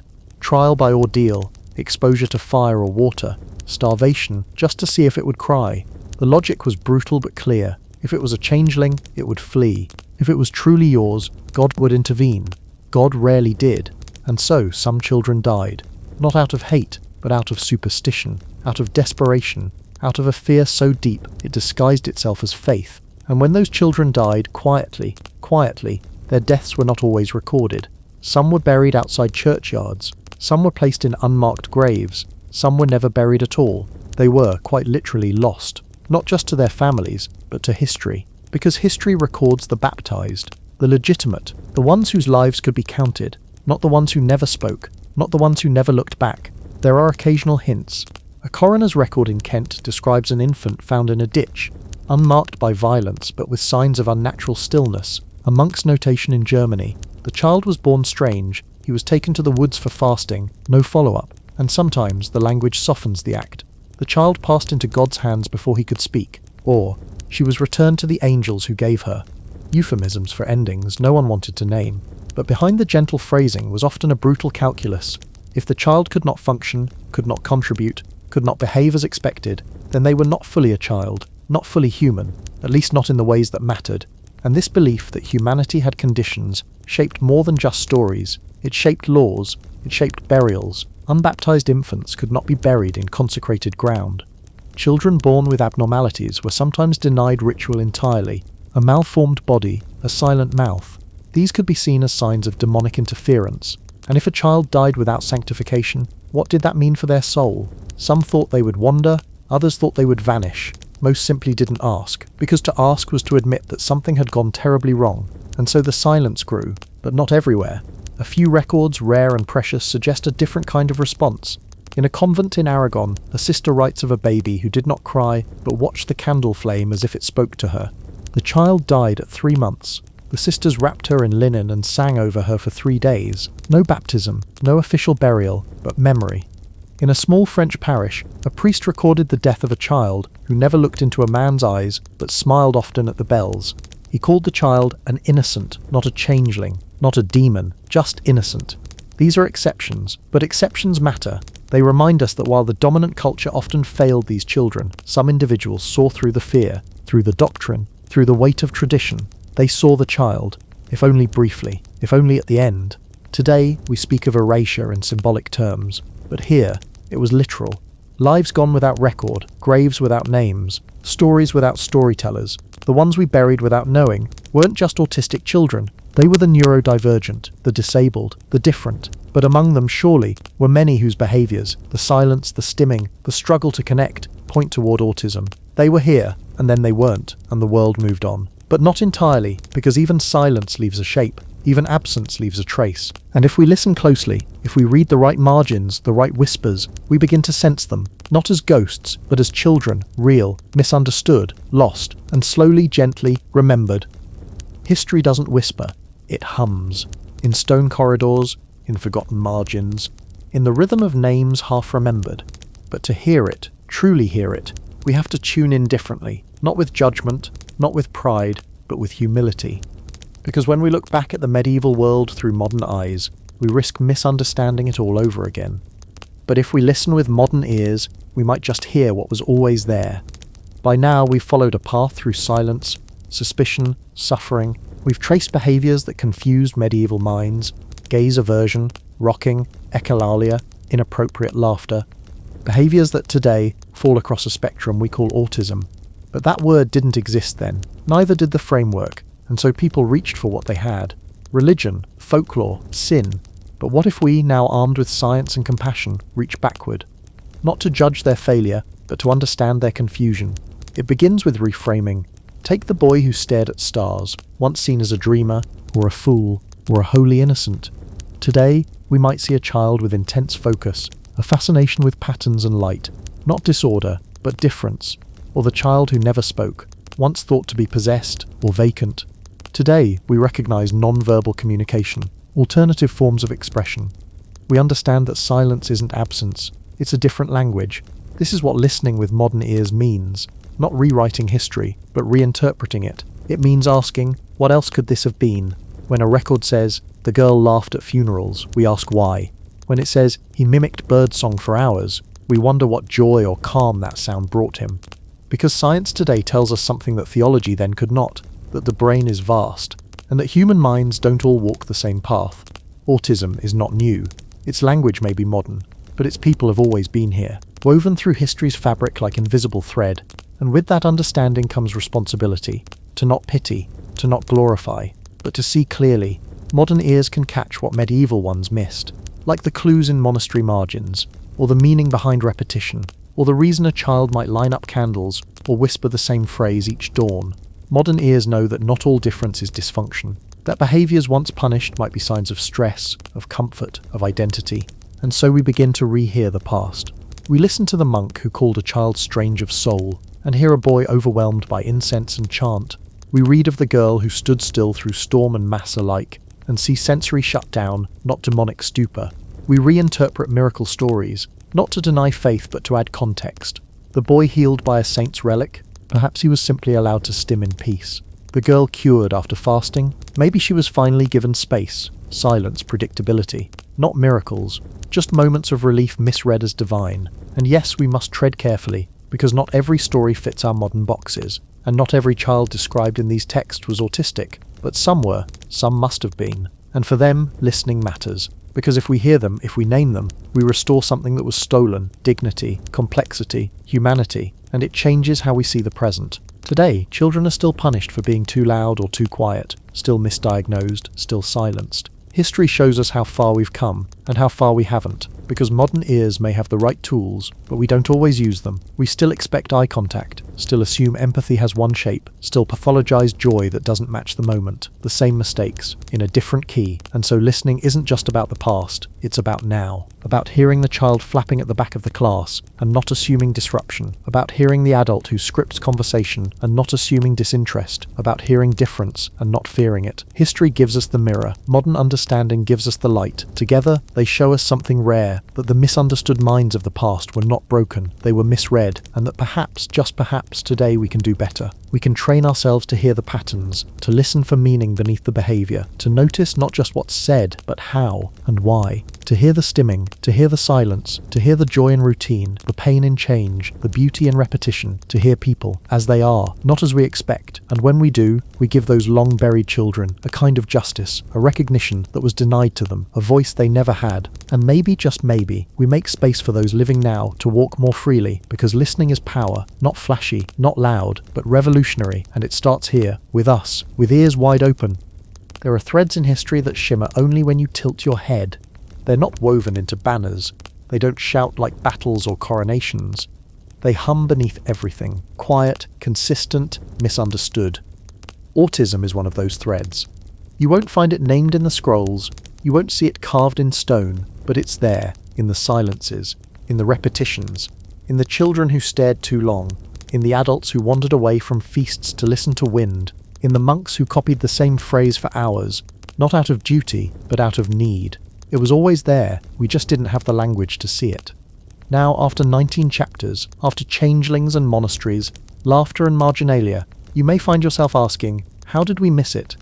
How did generations walk past these children, these adults, these moments, and not see what we now recognize? The answer is simple and hard. They weren't looking for difference.